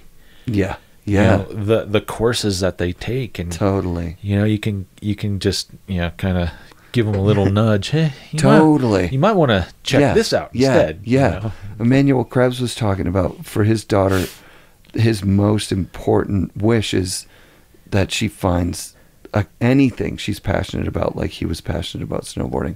I think that sentiment is, like, that's crucial. Connecting your life with something that you love to do. Everybody says it. It's like, do what you love and you won't work a day in your life. But it's not that easy. No, and we were so fortunate because we got to fall in love with sports that were, for us, they were a way to kind of stand out of the crowd. Hell yeah. You know what I mean? Yeah, man. So we were, I mean, I can't imagine starting snowboarding right now, like how lost you would be. Like, what do? Do you listen to this podcast and find out about Terry Kidwell and Keith Kimmel and all those guys, and Dimitri and Sherman, or do you instantly look at, whoever's going to beat Mark McMorris and start training and get a coach and buy an airbag? And I'm trying to remember, like, what do you do? I'm trying to remember the conversation I had about that recently, about like how, just really being able to enjoy something for what it is and not have the expectation of grandioso, just results and everything else that comes along with like fame. Yes, like what basketball was for us, right? Like basketball was, there was basketball nets everywhere, and you'd play 21 with your friend or something. Yeah. You wouldn't think like, oh, I'm gonna. Sorry, I said you wouldn't think, but I wouldn't think like, oh yeah, there's a career in this for me. Whereas when we were kids with snowboarding, there was this kind of excitement that the sport was growing in such exponential ways that you could actually make a living doing something within snowboarding, and it might pay off. And during that time though, we were all just drawn to the sport because of it wasn't skiing, it wasn't anything that was mainstream. So whether you realized it or not, we were involved in this new, it was a completely brand new sport that really attracted the crazier personalities, the fun personalities, the people the adventurous people, you know, that didn't really fall into a specific mold. And it came with all these externalities that were so rad, like road trips and destinations like Mount Hood, gatherings of people that might be, you know, I met my buddy Stevie Floyd. He was from New Hampshire, or no, he was from Amherst, Massachusetts. Like just random place in the middle of nowhere that we drove down to 17 hours in a car. And now you've got all those things. You've got a road trip. You've got friends. You've got friends that live somewhere you've never been before. And it's like this package deal where you speak the same language as all these people all around the world. And at the same time, every single one of us gets to feel like we're something special in this. Like, hey, this is special to me. I connected with this. All my friends are doing other things, and I'm connecting with this and meeting a whole new community of rad people. But that's what was so cool about traveling as a snowboarder, was you could go anywhere there was a shop, and you could meet the local kids, and then they would show you around their hill, you know. And there was such, and it's a similar thing to skateboarding in a sense that, you know, when you, and I've done both on both sides, you know, going to a skate shop and go like, hey, you know, we're just kind of passing through town. And yeah, I remember coming back from I was in Indiana with Jay Nelson, and just his family and my family have there's some interesting similarities and stuff. But we were coming back, and I'm trying to remember if we were in Wichita driving back or in I think it was Wichita, and stopped at this place, and we found that there was a skate park in Wichita, and we were like, yeah. And so we went and we found this place, and we went and just skated for a couple hours. Yeah. And we ended up meeting some people, and it was great, you know. But that's how it always was. I'm assuming it's kind of still the same. Are you kidding? You know? It's still the ssame. I just did it the other day. Awesome. I come into Brack, I ask Otterstrom what's up. He's like, it's no snow, but if you want to go, we'll get up early in the morning, sleep on my couch. Yeah. Like, it's like, I don't know, Chad, man. He's a celebrity to me. And he's like, come on over, sleep on the couch. Awesome. Yeah. It was rad. It was just like, I think it's still there. The difference is I've become less adventurous and more into the safety thing. And I've got my little pockets of stuff I can do around Vancouver. But and COVID hit, and that kind of put a bit of a damper on traveling around the world. But I'm finding it again through the podcast that there's no difference now. Awesome. Like I'm in a house where there's a Burton mystery air. You know what I mean? Like that is just like shorthand for I like you. Like we're gonna get along. Hey, you know.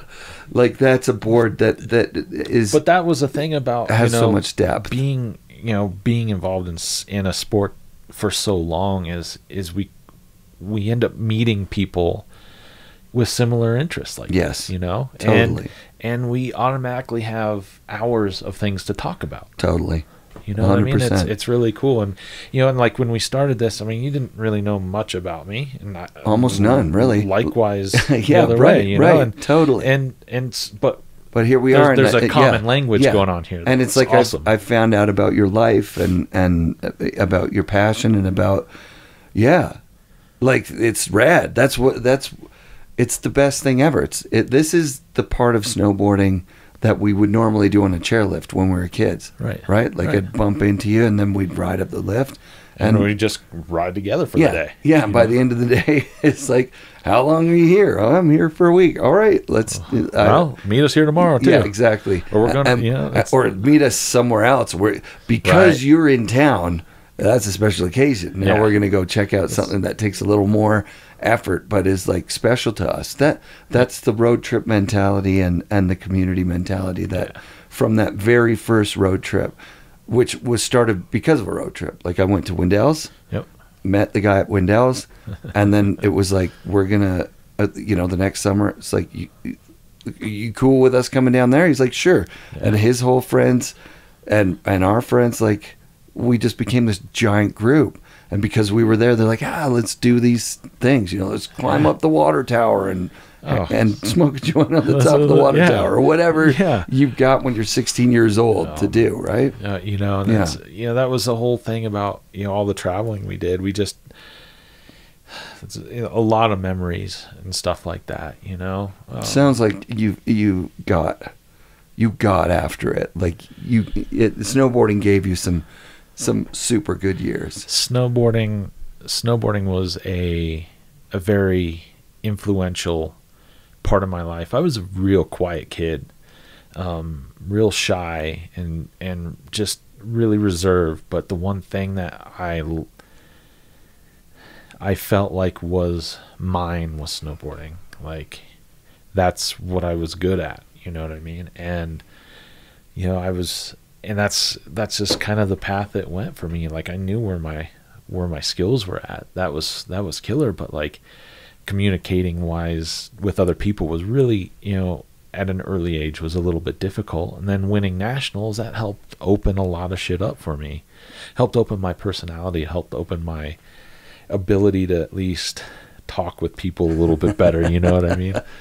And, and it's only gotten easier for me over time, and then spending time, whether it was, with all the product testing and stuff, or doing all the video processing work with 411, or...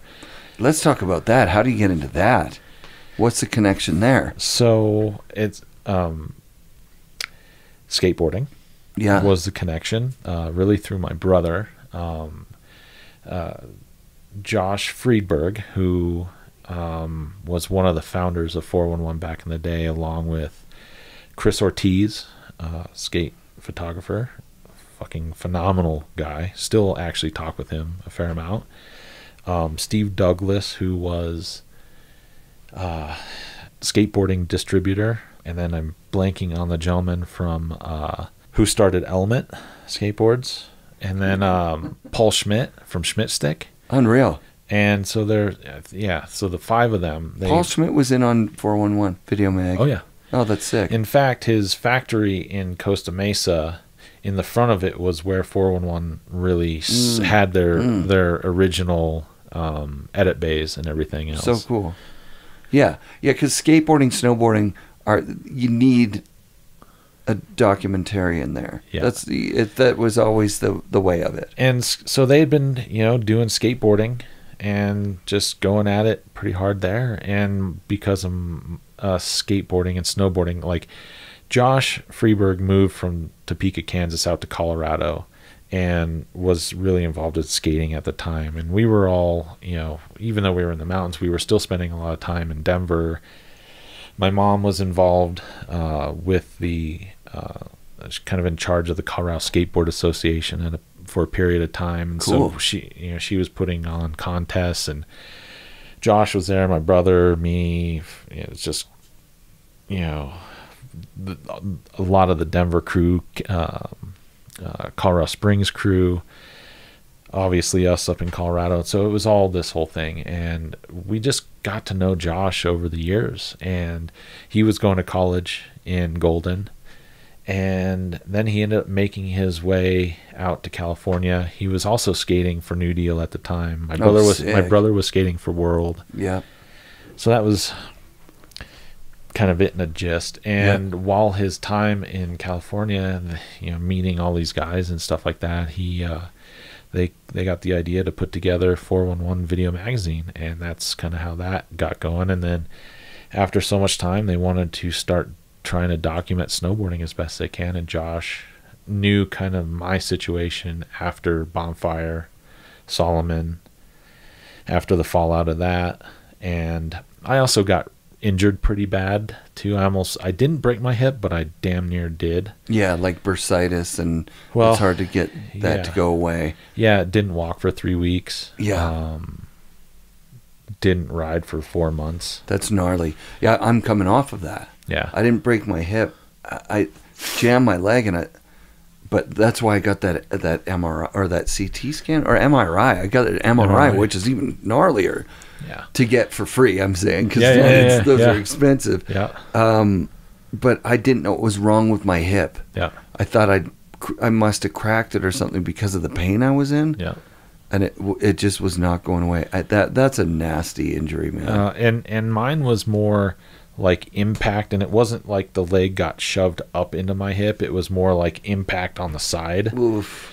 And it was at a Vans Triple Crown border cross event, and I am not very good with border cross events. I'm fast as hell, but I'm sure it's not good on my body. Yep. So yeah, I ended up getting injured there, and then that was kind of the nail in the coffin. At that point, I was burned out. I was tired of a lot of that shit. So that was. What year are we talking? Oh man, Triple Crowns were. This was 97, 98. Yeah, I would have guessed Triple Crowns. No, this was 96 through. This was the year 2000 something. Year after Olympic trial, so 98. 98, yeah. And you're just like, I'm calling it in. On the athlete side, I'm gonna do some. I was just burned. I was snowboarding for everyone else, and it wasn't for myself. Yeah. That makes sense totally. That's obviously I've had a lot of reflection to really kind of really narrow it down, but that was really what was going on. I was burned out. I was tired. I was beat up, and I was angry because of everything, and I had anger to a lot of people, and and it wasn't honestly until the cancer side of things that really put everything in perspective for me. Yeah, you seem like a super mellow dude at this point. Like this interview started with me because I had a kind of vibe that, like you were edgy, kind of maybe even angry kind of dude. But like then I get in here, I'm like, okay, no, this guy's a big sweetheart. Hey, well, I am also 6'1", and I'm not a little guy, so that might be a little bit kind of first. But at the end of the day, like there was a lot of transformation that took place after my diagnosis, and a lot of reflection and a lot of honestly therapy to help me kind of work through really the shit within snowboarding that I went through. Yes, I could have stayed in it. Yes, I could have kind of kept momentum going in certain ways and this and that, but I honestly just wanted out.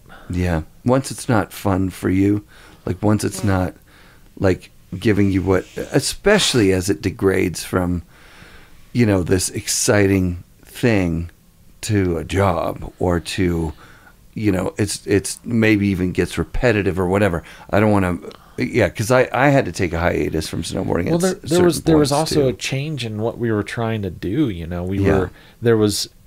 were so focused on trying to build this new brand.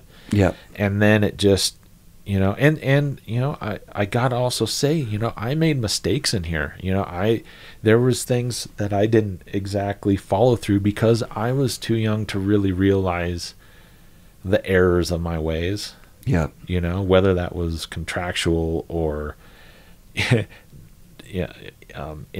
interview stuff or what, not bad interview stuff, but just dumb mistakes. You know what I mean? Sure. And the only way that you can figure these out is to understand the perspective and then to really learn from it. And I had a hard time learning from the shit that went on, and I held a lot of resentment, and that was an area that led to a period of time that was really it was a hard period of time, you know, and probably ultimately led to the lymphoma and everything at the end of the day. Yeah. I mean, just the stress manifesting in your body in a lot of ways, and I don't want to say that was the only reason, but I feel like it may have contributed. Yeah. I hear you on that. That makes a lot of sense. And especially for someone that was in the spotlight like I was for such a long period of time, it was hard, Yeah, those transitions are difficult for pretty much everybody. It seems like. it's funny because I actually kind of I like to say I termed it, I guess the transition is professional athlete syndrome. Okay. And it's yeah, it's, and there's actually a technical term for it in psychology, but I'm blanking on the name of it, but sure. But it's, you know, that struggle for athletes that were just so involved with it. And I mean, NBA players, NFL players, they go through it because they, you know. Well, the thing about snowboarding, that it's fucking dangerous, right? Like big wave surfers looking at snowboarding going, that's fucking dangerous. You know it's dangerous. Yeah. Skateboarders looking at snowboarders going, that's dangerous. You know it's actually super insanely dangerous. So like you mentioned NBA, right? Like basketball with football. Well, football is probably not going to exist eventually because it's so friggin' silly dangerous the way they've made it with the concussions and the science that's coming out on like how much that can affect your mood and how at risk you are for suicide. And yeah, it just makes total sense. You're with this group of people. It's almost like being in an army or in a war, and you're, but like it's fun. And then you come into real life and you're working a fucking job where there's a whole other hierarchy, and now you're at the bottom and somebody's shouting at you, hey Barney, get the sky hooks or whatever, and you're like, oh, this sucks. Yeah. And like, what do I do? Like, if I can't be Todd Franzen, the fucking pro snowboarder, like, do I really want to be Todd, the fucking 9-to-5 working guy? You know, and my identity was so stuck within being a professional snowboarder at the time. So, you know, it's tough. It's hard on your ego. It's, yeah, you know, and a lot of people go through it. You know, I definitely don't feel like I left on my own terms. That's a big one. You know? Yeah, in 160 interviews, I think Emmanuel Krebs was the first guy. No, there have been a couple of guys. I think UC also did this, where they got shook at an avalanche that was UC. Same with Natasha Zurich. Yeah. Emmanuel Krebs just saw Mike Michalchuk do the double chuck in a contest live, and he just called his sponsors and said, "Stop sending the checks." But that is so rare. that is pretty funny. Yeah, actually, part of the conversation I had with Chad the other day, and this was it, I don't want to say it was heated, but it was like I had to make sure I put it in perspective for everyone. And, and for me, well, obviously there's a lot of reasons, you know, with whether it was sponsors or whatever, but during my time at 411, the DC part of Danny Way came out on the Mega Ramp, you know, and it was put to Metallica's Orion, I think it was. Yeah. And I saw that, and I kind of just shook my hands. I was like, snowboarding's maybe Danny, not in that controversial way. That's going to get beeped, by the way. All right, that's fine. The point is when Danny was doing all of those tricks, when he did that switch 7 on that mega ramp, I was snowboarding's dead. Let's say it's like snowboarding has no reason to have this big of an ego. 100%. Yeah. But Chad also helped kind of reiterate the expectation there, as it's not that way, you know, obviously, because there are parts of snowboarding that no other sport will ever be able to understand or to experience or feel. Yeah. Nobody's surfing down a spine in Alaska. Nobody's skateboarding down a spine in Alaska. Not ever. There'll never be a skateboard run that's as gnarly because of the physics of it. But not even just as gnarly, but just like that open POW field where you're just mocking, you know, 40, 50 miles an hour. Yeah. Doing the longest heel side turn and right in the shadow line of you know, and Chad's got that picture on his wall of it's the bottom turn, and you can see how relaxed the guy is in it. And then Chad showed me the other picture of the shoot that he'd done right before that. Yeah. And there's this combination of like dangerous pointing with like such a relaxed, like open field, like, you know, Like it has the best elements of surfing. Yeah. It has the best elements of skateboarding, and then you can take them to a whole other level. Danny Way and Matt Hoffman. Yeah. Like hats off to both those dudes. They're visionaries. Yeah. Like Jake was in products. Yep. They're visionaries in where the sports can go. Like without Matt Hoffman building a 25-foot quarter pipe in whenever that was, probably 1990 or something. Right. Then you don't get Mega Ramp may not have Ramp. happened, Yeah. and the entire series of events that happened leading up to all that is, that is so fun to watch. You know what absolutely. I mean? And then watching the fruits of that period of time with Danny's part was like, and I've been fortunate to meet and skate with Danny on our ramps back in the day, because he was dope. Part of Type A, which was Rowan and Nate. At the time, and so they were in Colorado. They whatever. Type A's Colorado. That's sick. Well, no, it wasn't Colorado, but it was. Oh yeah, they were California, right? They were California, but they were out here a lot because it was. And Danny had a pro model that was so sick. Yeah. There's only, there's a handful of skaters that had pro models. Lance had one, and I don't need to list those. Listeners know. But Danny Way was a force. He was a force, and within snowboarding, even within, he didn't really make a huge mark in snowboarding because skating was his thing. He did snowboarding because it was they were also paying him, so it was like he probably talked to Sluggo at World, right? And Sluggo was like, "This snowboarding thing is easy and it pays better than skating." Sluggo. Oh yeah. Yeah, so, I had him on the show. You should listen to his one because it's so much fun. Well, I got to travel to Europe with Sluggo through Airwalk, and so I got to spend some time with Sluggo. Yeah, and, dope.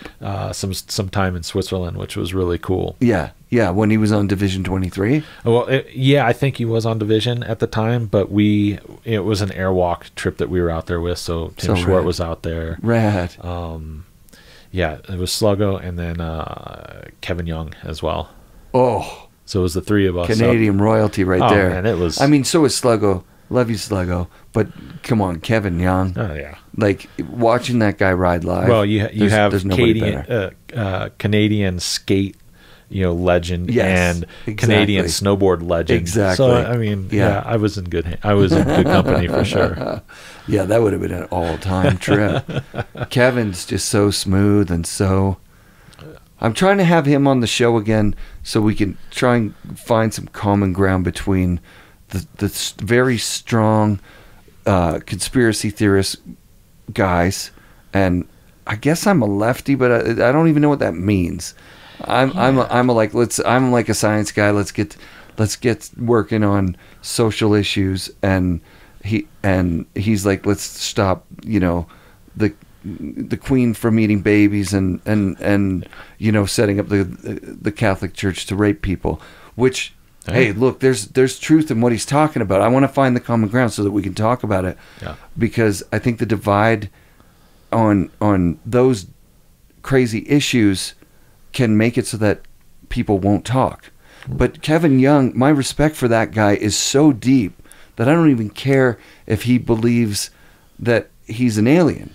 I don't. There is no belief he was an alien. He fucking snowboarded like a motherfucker. Exactly. Man. I'm on. I love you, Kevin. I want Kevin to always be someone I can talk to. You know what I mean? Like I would never write him off. Yeah. Not ever. No. So even to this day, Kevin's just And there's several people that I've talked to about it that I'm just trying to find some way in that's not what is the natural way for the other side of the argument, which is to convince them that they sound like idiots. Yeah. Which, if you actually talk to him, he doesn't sound like an idiot.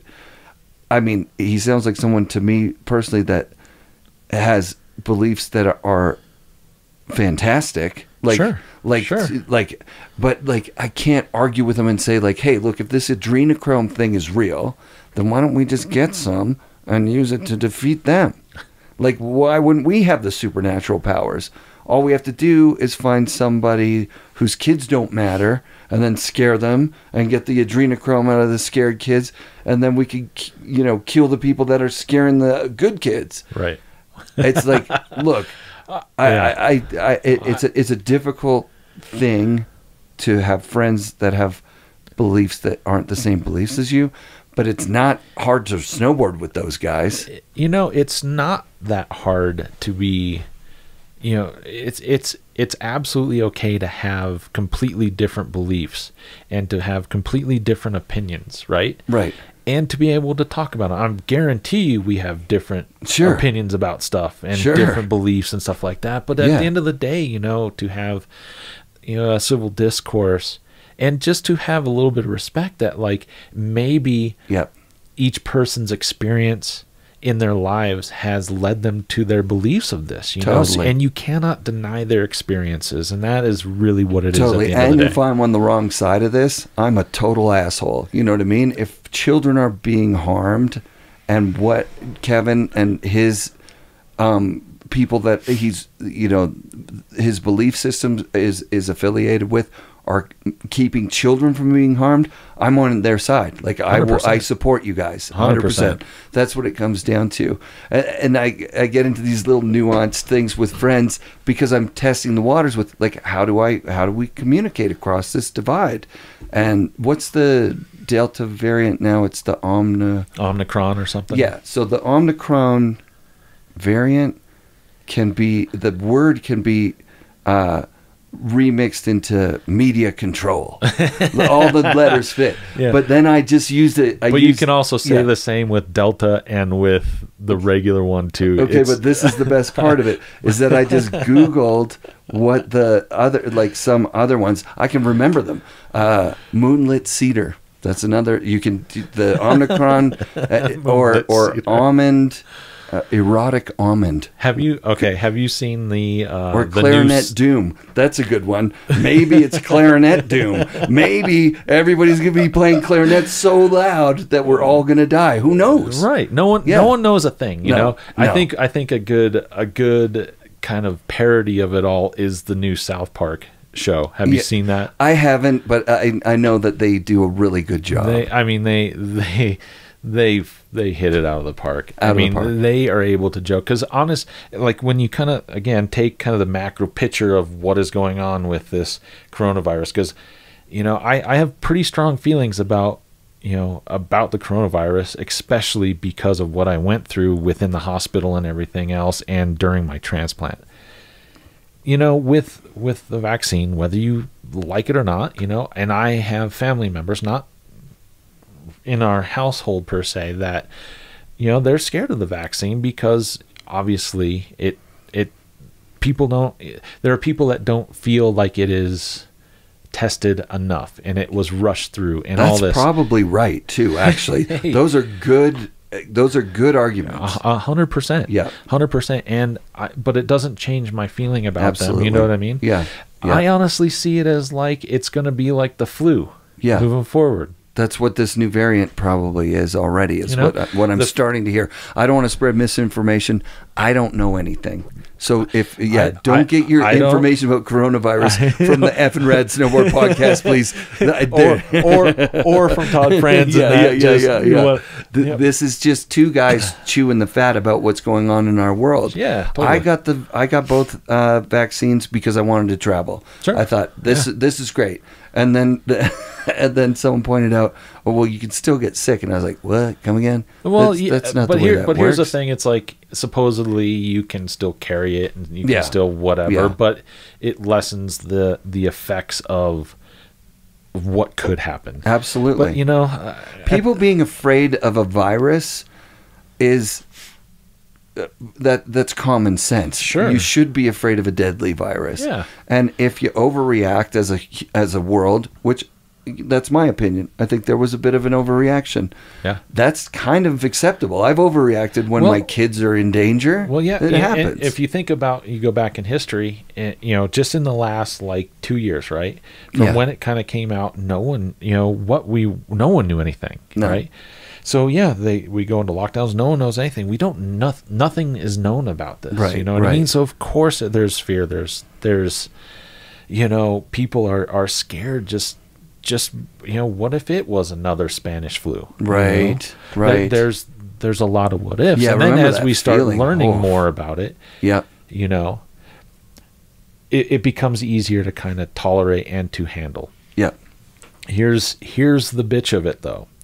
The amount of resources that was spent into this. Yeah, man. For everything, for this, still, I mean, in the short amount of time, there are still less deaths than there are of cancer. Yeah, there you go. Yeah.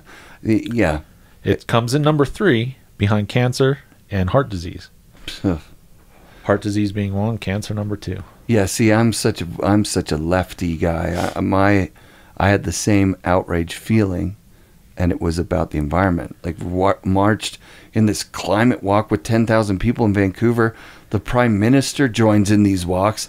Yeah, you're marching for climate. Oh, good for you. Well, do something about it, asshole. We're marching against you. Yeah, start working on policies that will make this it better. Only 10,000 people. Oh, well, there's not much money for climate change initiatives. But then coronavirus fucking comes a few months later. Yeah. And it's like, oh, actually, we've got trillions of dollars just sitting around that we can make up for something. And I remember at the time being super mad, being like, oh, old white people are going to die? Oh, I see what's happening here. Yeah, well, we all of a sudden got a whole bunch of money for old white people.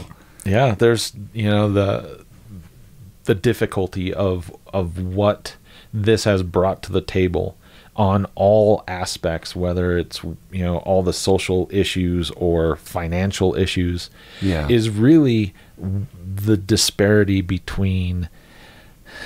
I mean, it's said, it's very well known. It's the top 1% and then the rest of us. Yeah, it has nothing to do with the color of our skin. Has nothing to do with our upbringing. Yeah, those are a lot of things that happened in our past. Yeah. You know what I mean? Yeah.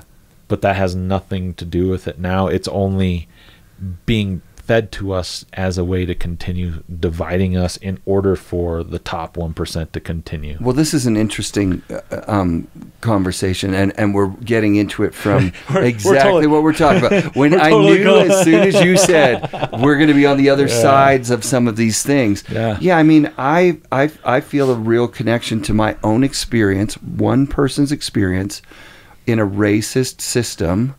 Sure. I mean, Canada is still committing genocide against the indigenous population, the original nations of both our countries. Yeah. There was no border between the two of us. And there were millions of people here. Yeah. It's a lot of trauma. And it's crazy. And I low-key benefited from this white supremacist mindset my whole life.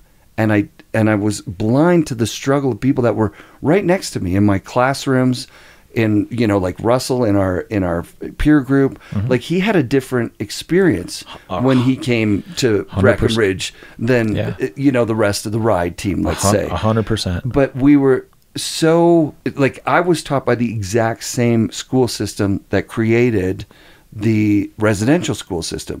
It's the same government created both things. Yep. And so I'm also brainwashed into thinking that Native people should be brought up to speed to the white people's thing. That's what I was told. But now going back and reading, I'm like, they have some ideas that would have completely solved this climate crisis before it started.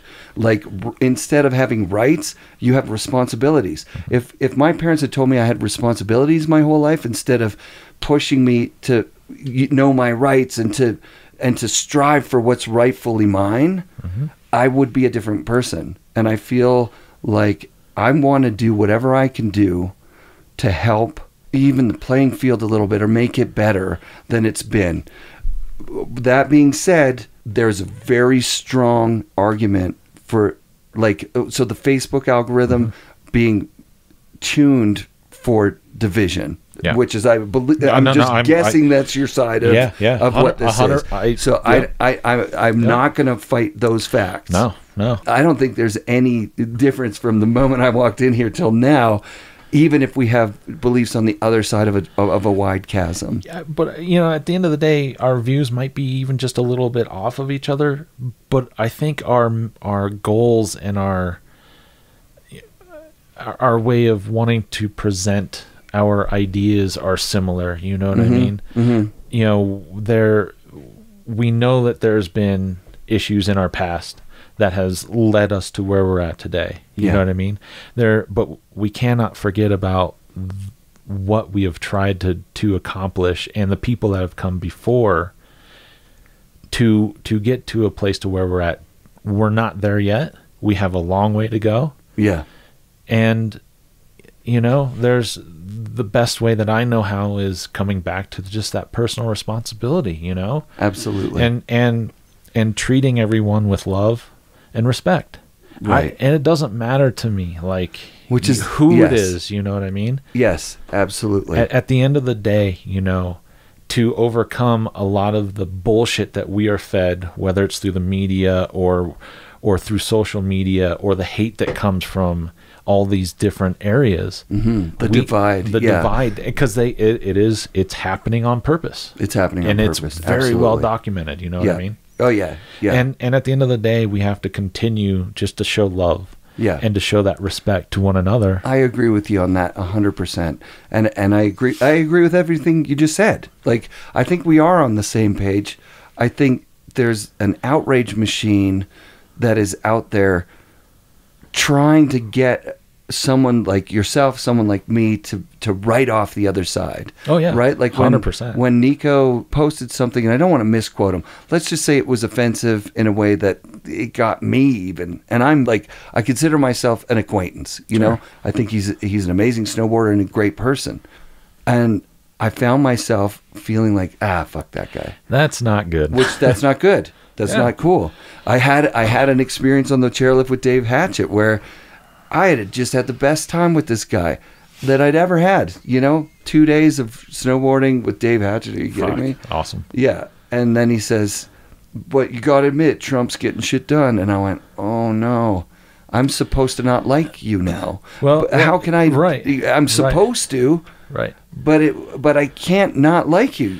Yeah, you're have your opinion. It's fine. Again, it comes back to the macro, and you have to also look into history of why did things happen the way they did? Why did Trump come into office? And it had to do with things that happened beforehand. Sure. You know what I mean? And it's the discontent of people and what they were feeling during those times. Then we get Trump in there. He's just a fucking buffoon. and then it just goes it's a continuation of the status quo. Yes. At the end of the day. Yeah. And our leaders do not care about us. They don't care. The only thing they care about is the money, and they continue to they're robbing us blind. They're robbing our kids blind, man. Yes. And it's so fucking obvious. Yeah. For me, I've had to take a huge step back from social media. Yeah. And I'm conflicted about it because I have website stuff, and it's not just Strapping for Life, but I have some, I have my personal website that I share my entire cancer story with, and then all the things that I've experienced through that, mostly mental health stuff, right? That's really good, man. Thank you for sharing that. And it's internalarchitect.com, and it's a blog. It's also I have just under 400 videos on YouTube. Right. And it's just it's there's no money in it by any means. It's just it was my way of being able to work through all the shit that I was personally going through. Through my tool, journey. And you're trying to reach other people and help people that are going through similar stuff. And the conflict sits there because I use the tools for to try to get the message out, but at the same time, I'm trying to not be on the tools just for my own sanity. Yeah, you know what I mean. Yeah, and that's why when I was texting with you earlier, it's I don't really like being on Instagram all that much. Just shoot me a text. You know what I mean? Right. So I don't love having a billion different. Well, not really. I've got 4 main ways that I contact with people. Yeah.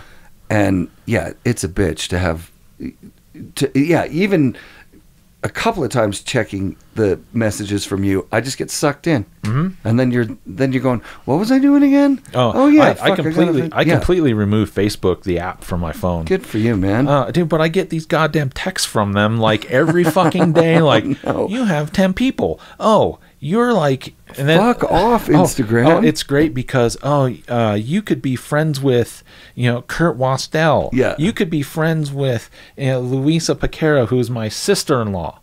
Like, you could be friends with Todd Franzen. Like,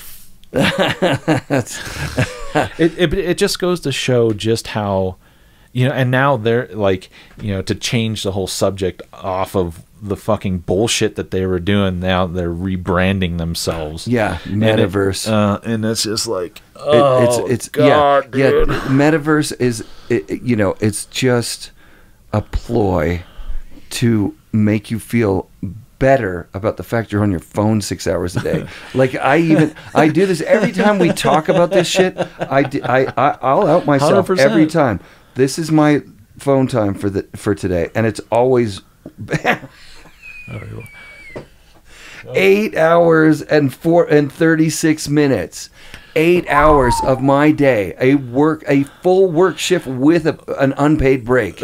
I was on my fucking phone today. Yeah, but you also have to remember that social media is the way that you get the podcast out. It's the way that it's a big tool for you, and you use it more of that. But what we're moving towards is this metaverse bullshit thing where you wake up in the morning, you look at your phone, you're on your phone, you're completely connected to this stupid metaverse bullshit, and they're trying to get to 100% of your day. That you never get out of your bed. You just lie there on your phone, and food comes through a tube.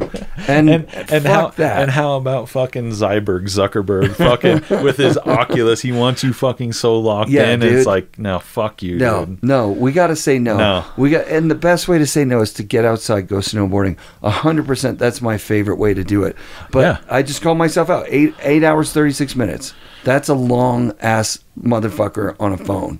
For someone, I would have guessed 2 hours. I would have guessed 2.5, 3 hours. So I have time limit set on my phone. Good for you. I have 30 minutes for Instagram. 30. Okay. And I have about an hour and a half or so on YouTube as well. So those are the two. And then I don't even really get on like LinkedIn or Twitter. I have an account. Do you? Yeah, so do I, but I've never used it. I used it one time. But I don't, I just might, I guess one of the biggest reflections, especially after the second bout of cancer, is just how important my time is to me.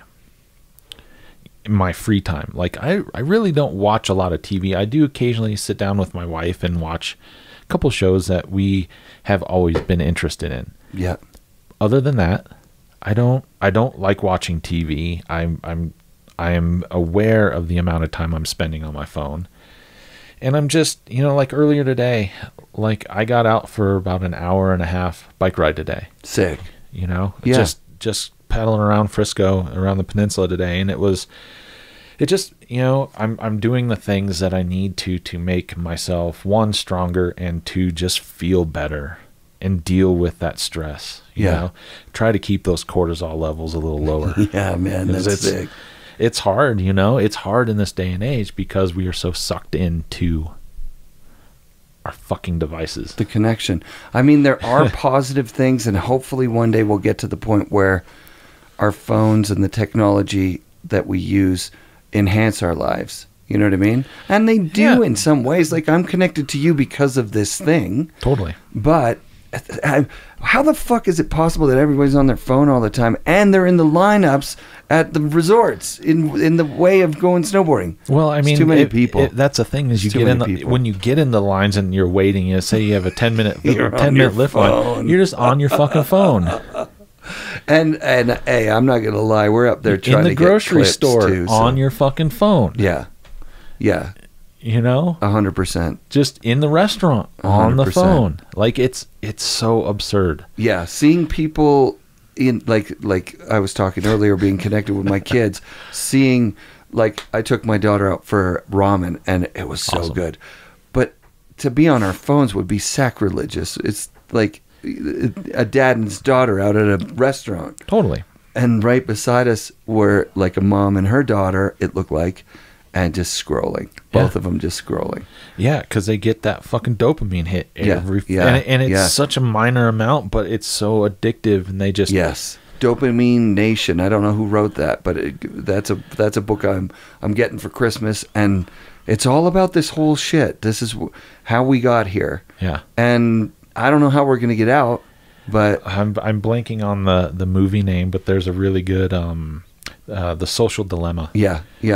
Phenomenal movie. I just listened to those guys. It helps put into perspective kind of the psychology behind 100%. behind what it is that goes on here. It's depressing to watch that thing. It's kind of crazy that it's on Netflix, which is kind of the same thing. You know what I mean? There's a little bit there. I mean, yeah, Netflix is guilty of it as well, but they are also coming from the era of movies too. Yep. You know, where there was a time where we would go to the movie theater, and we would go watch a movie. Yeah, think about when you were a kid, you'd watch like 3 movies a year.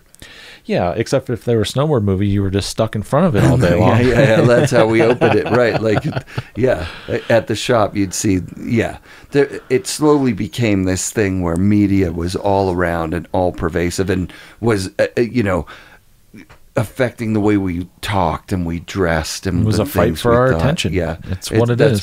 That's what it always is. I mean, and it's ironic we're talking about that on a podcast that wants your attention. You know what? I've never worried about the growing the show. I've never worried about the numbers. Every once in a while, I'll look and go, "Holy shit, that's pretty cool. That's dope." And also, in the beginning, I didn't look at it because it would give me anxiety. Right. Like, oh shit, 600 people just heard me say the dumbest thing I've ever said in my whole life. That's embarrassing. But that's also, kind of the age that we're moving into. And it's funny, I'm trying to remember exactly what I saw recently about kind of old Zucker's fucking change to the rebranding and everything, and kind of his goals of what he sees moving forward. And it's and then you kind of throw the decentralized new technology that's happening as well into the mix of this, and there's a lot of and throw AI and throw all these different elements into this whole world, and it really, I mean, there's a lot of opportunity in there as well, big time. So again, there's the conflict side, like, I want to spend my free time doing the things that I want. Yep.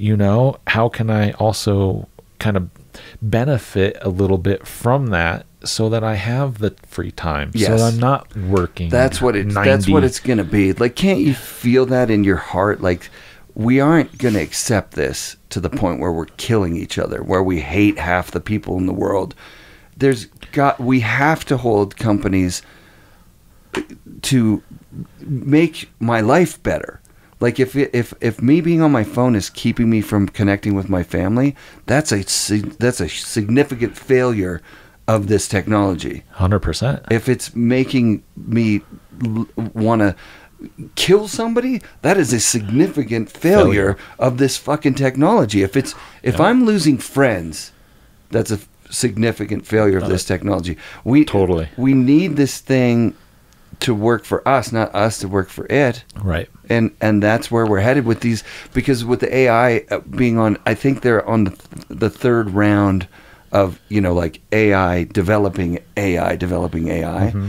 And they're so advanced at this point, and a lot of people are starting to hear about it for sure, but with all the other crap information floating out there, we're not talking about microchips in a COVID serum. We're talking about real life computers that know more about all of us than we know about ourselves. Yeah. Okay, so that sounds scary.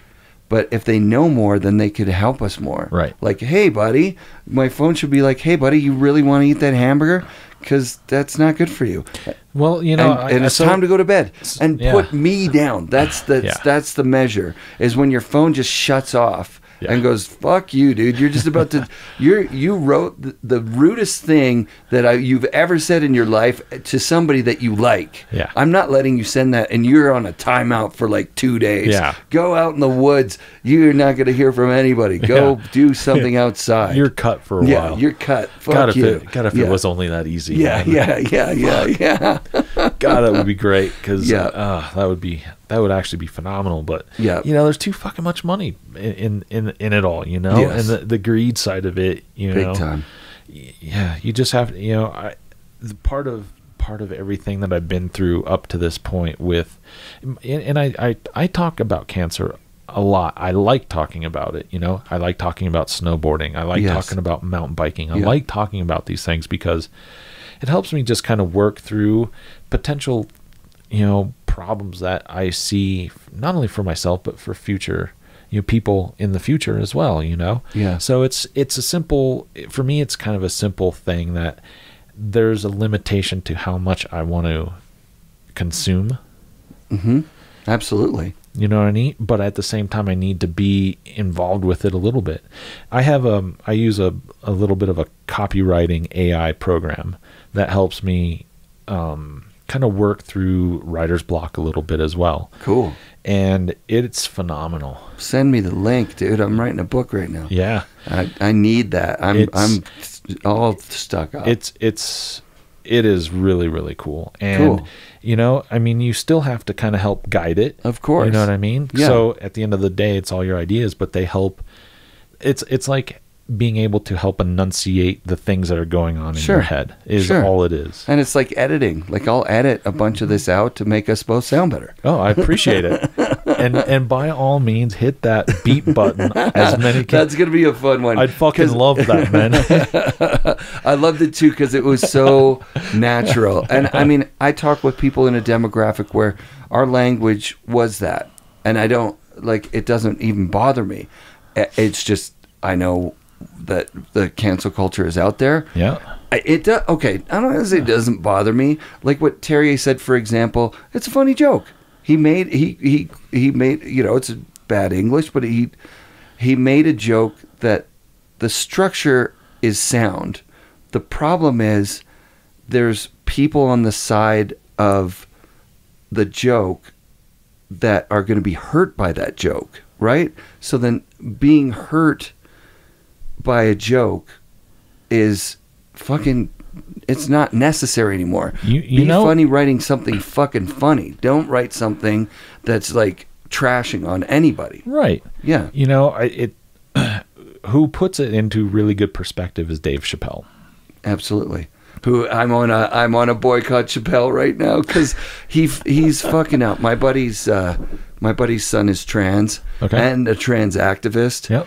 And there's just no excuse these days for making fun of somebody who's already 50% more at risk than the general population for fucking suicide. Yep. Dude, that's a real thing. Yeah. There's a struggle there, and Dave Chappelle is he's a great guy to bring up because he's been an advocate on the side of let's talk about these things. Let's make fun of ourselves. Let's talk about them, and my oldest daughter Raina has a friend that she grew up with who is also trans, and great guy. Yeah, cool. Yeah, and is obviously had to go through a lot of struggle to get to where he is at today. I can only imagine, and I wish him the most luck, the most love. Totally. That's I obviously can't understand where he's coming from. Totally. You know what I mean? And he doesn't expect me to understand that either. But just to have mutual respect is awesome. And he snowboards. Oh, dope. Yeah, that's good awesome. at it too, actually. Yeah, that's really cool. That's really cool. Yeah, I think my intention is to learn, right? Yeah. So for example, there's somebody in the snowboard industry from the very beginning that transitioned that has done some historical stuff that's really important. And I want to have her on the show. And so I asked my buddy's son, do I bring up the trans thing? And he said, well, that depends. Is it an interview about them being trans? And are they a trans activist? And I was like, I don't know either of the answers to either of those. Oh, yeah, I do know that it's not an interview about them being trans at all. Right. It's about what they did in the history of snowboarding. Yeah. And he said, well, then I wouldn't even bring it up. Yeah. Unless they say that's something important for them to bring up. Like, just like if I came in here and said, no cancer, buddy, we're not talking about cancer. Like, that would offend you, right? No, it wouldn't offend me because I have a number of things outside of cancer that I can talk about. Okay, right? Okay. It's even though it has been something that's been about, been in my life and part of my life for about a quarter of it. Yeah. It's a big part of my life. Yeah. But if we were to just not talk about it, like if you kind of set some guideline, sure. Right. That's because I'm not going to be offended by it. I guess that was a bad example. It would be more of an example if I came in here and just assumed, let's do this this cancer thing. Tell me everything that happened. And you're like, well, that's my personal fucking life. But I think you brought up a really good point, and this is something that is really hard, is like when you kind of get to know someone, like where can the discussion go and where can it not go? And there's no real like guideline that, for people that don't understand the experience to go, to bring up, to talk about, True. How do you do that? That's really, really a difficult thing. Absolutely. And, it's whether you can joke about it, whether you can, bluntly talk about it, or there's a real big gray area there. Right. And I felt it nowhere more than with Russell Winfield, who I consider a friend at this point, but I grew up in this paradox. Russell was a token black guy in the industry, in my opinion. Oh man, I could probably ride better than Russell is what I thought. Why is he in the movie? There's other guys that are better. And I didn't realize that that's just white centering, and that's like, he's an other. And so like, I'm all automatically from my upbringing looking at like, well, why does he have what I have the right to? I have the right to what, like, why is he getting something just because he's different? You know what I'm saying? Sure. So like, that is inside of me, that I had that lived experience of thinking those things. And now I'm sitting with Russell Winfield, looking in his eyes and knowing he's a really good person, and having snowboarded with him. Yeah. And also not knowing not to be like, dude, teach me, because it's not his job to be like, oh yeah, I had this fucking different experience than you my whole life, right? Which low key, you had this amazing experience in comparison to, being able to say to a cop while I'm drinking booze, like, hey, fuck, what did you want me to do? Chug it at my house and then drive drunk over here? Yeah, I drank and drove in the car. Like, what do you want me to do, asshole? Like, come on, what are you being a bit of a dick? Which Russell would have had a completely different experience if he had decided to do that. 100%, and not recognizing that. But you bring up a great point. So how do we have these conversations? And how can we feel, whether it's with a trans person, whether it's with a black person, or even Hispanic person, or anyone outside, Asian person, how do we have a conversation to where we can at least feel like there's some sort of common ground? Because right now what is being portrayed is that all white people are demons. Sure. I had actually a really interesting comment on one of my videos. So I have a plethora of videos from what's it like to go through cancer, what's the Hippocratic Oath, to just, what's a PET scan, to, all the above here. Cool, man.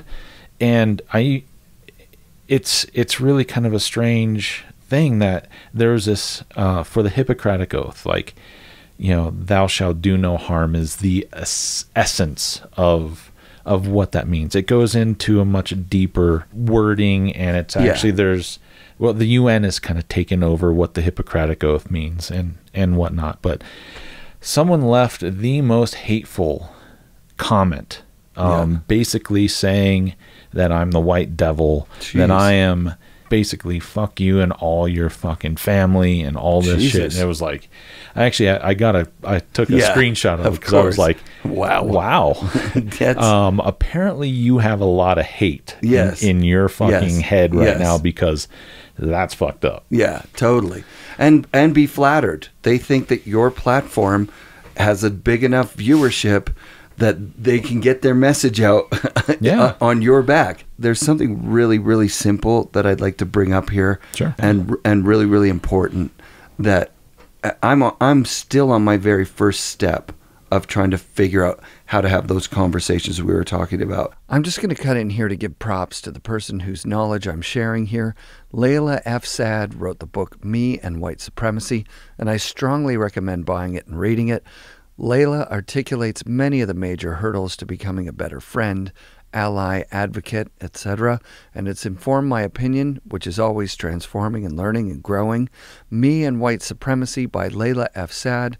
Thank you to my wife, Terry Lynn, for supporting me through these first awkward steps towards being a better person and telling me about Layla and her work as a Black activist.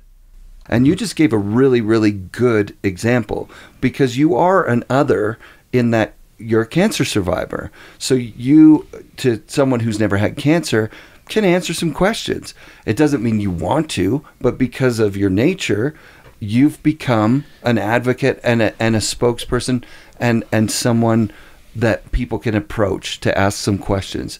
Yeah. Now, absolutely. If you want to bridge that gap with any other, and any minority or anything that's not who you are, fucking Google it.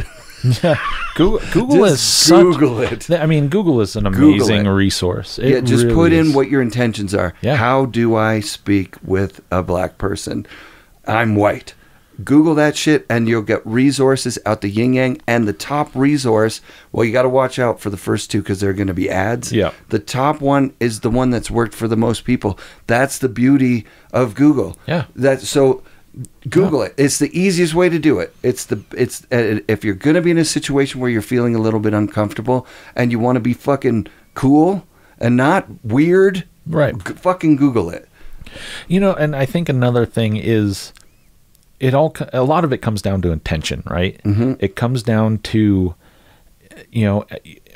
intention, and also just the interest in learning, Totally. And maybe it's just me with, because I've, between Russell and Sal Mascatela and just the group of the solid African Americans that are within the snowboarding community, like, just ask the question, and make sure it comes from a really good place of intention. Well, Google it first, because it'll tell you, don't ask them the question. They've already had this fucking experience their whole life. Sure. Where maybe they haven't done what you've done, which is write a blog, 400 videos. Yeah. Now, go and Google who's done that and ask that person. Right. And then your fucking relationship with those dudes is going to be smooth sailing. Love it. That's what it is, man.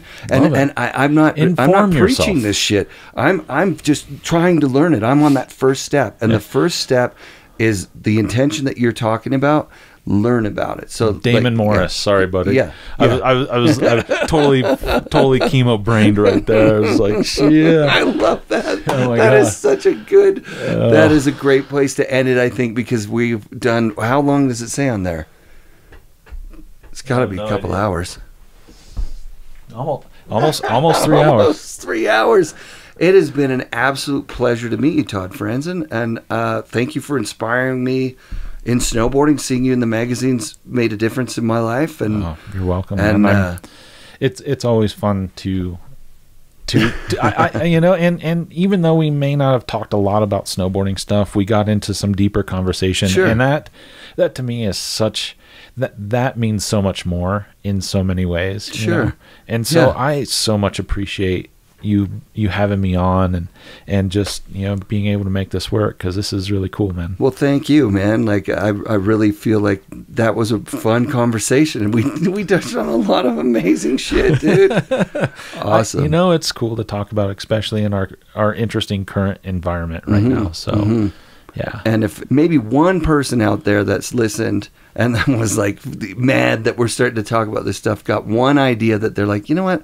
Maybe I don't hate my brother or some other person in their family that's just got like an opposing view on something. Who cares? You can have opposing views. They're important. It's okay. It's okay to be passionate, you know, but it's more important to have respect and to love. Love. That's it. Yeah. Operating in hate is not going to get you to where you want to go. Awesome. That's where I love it.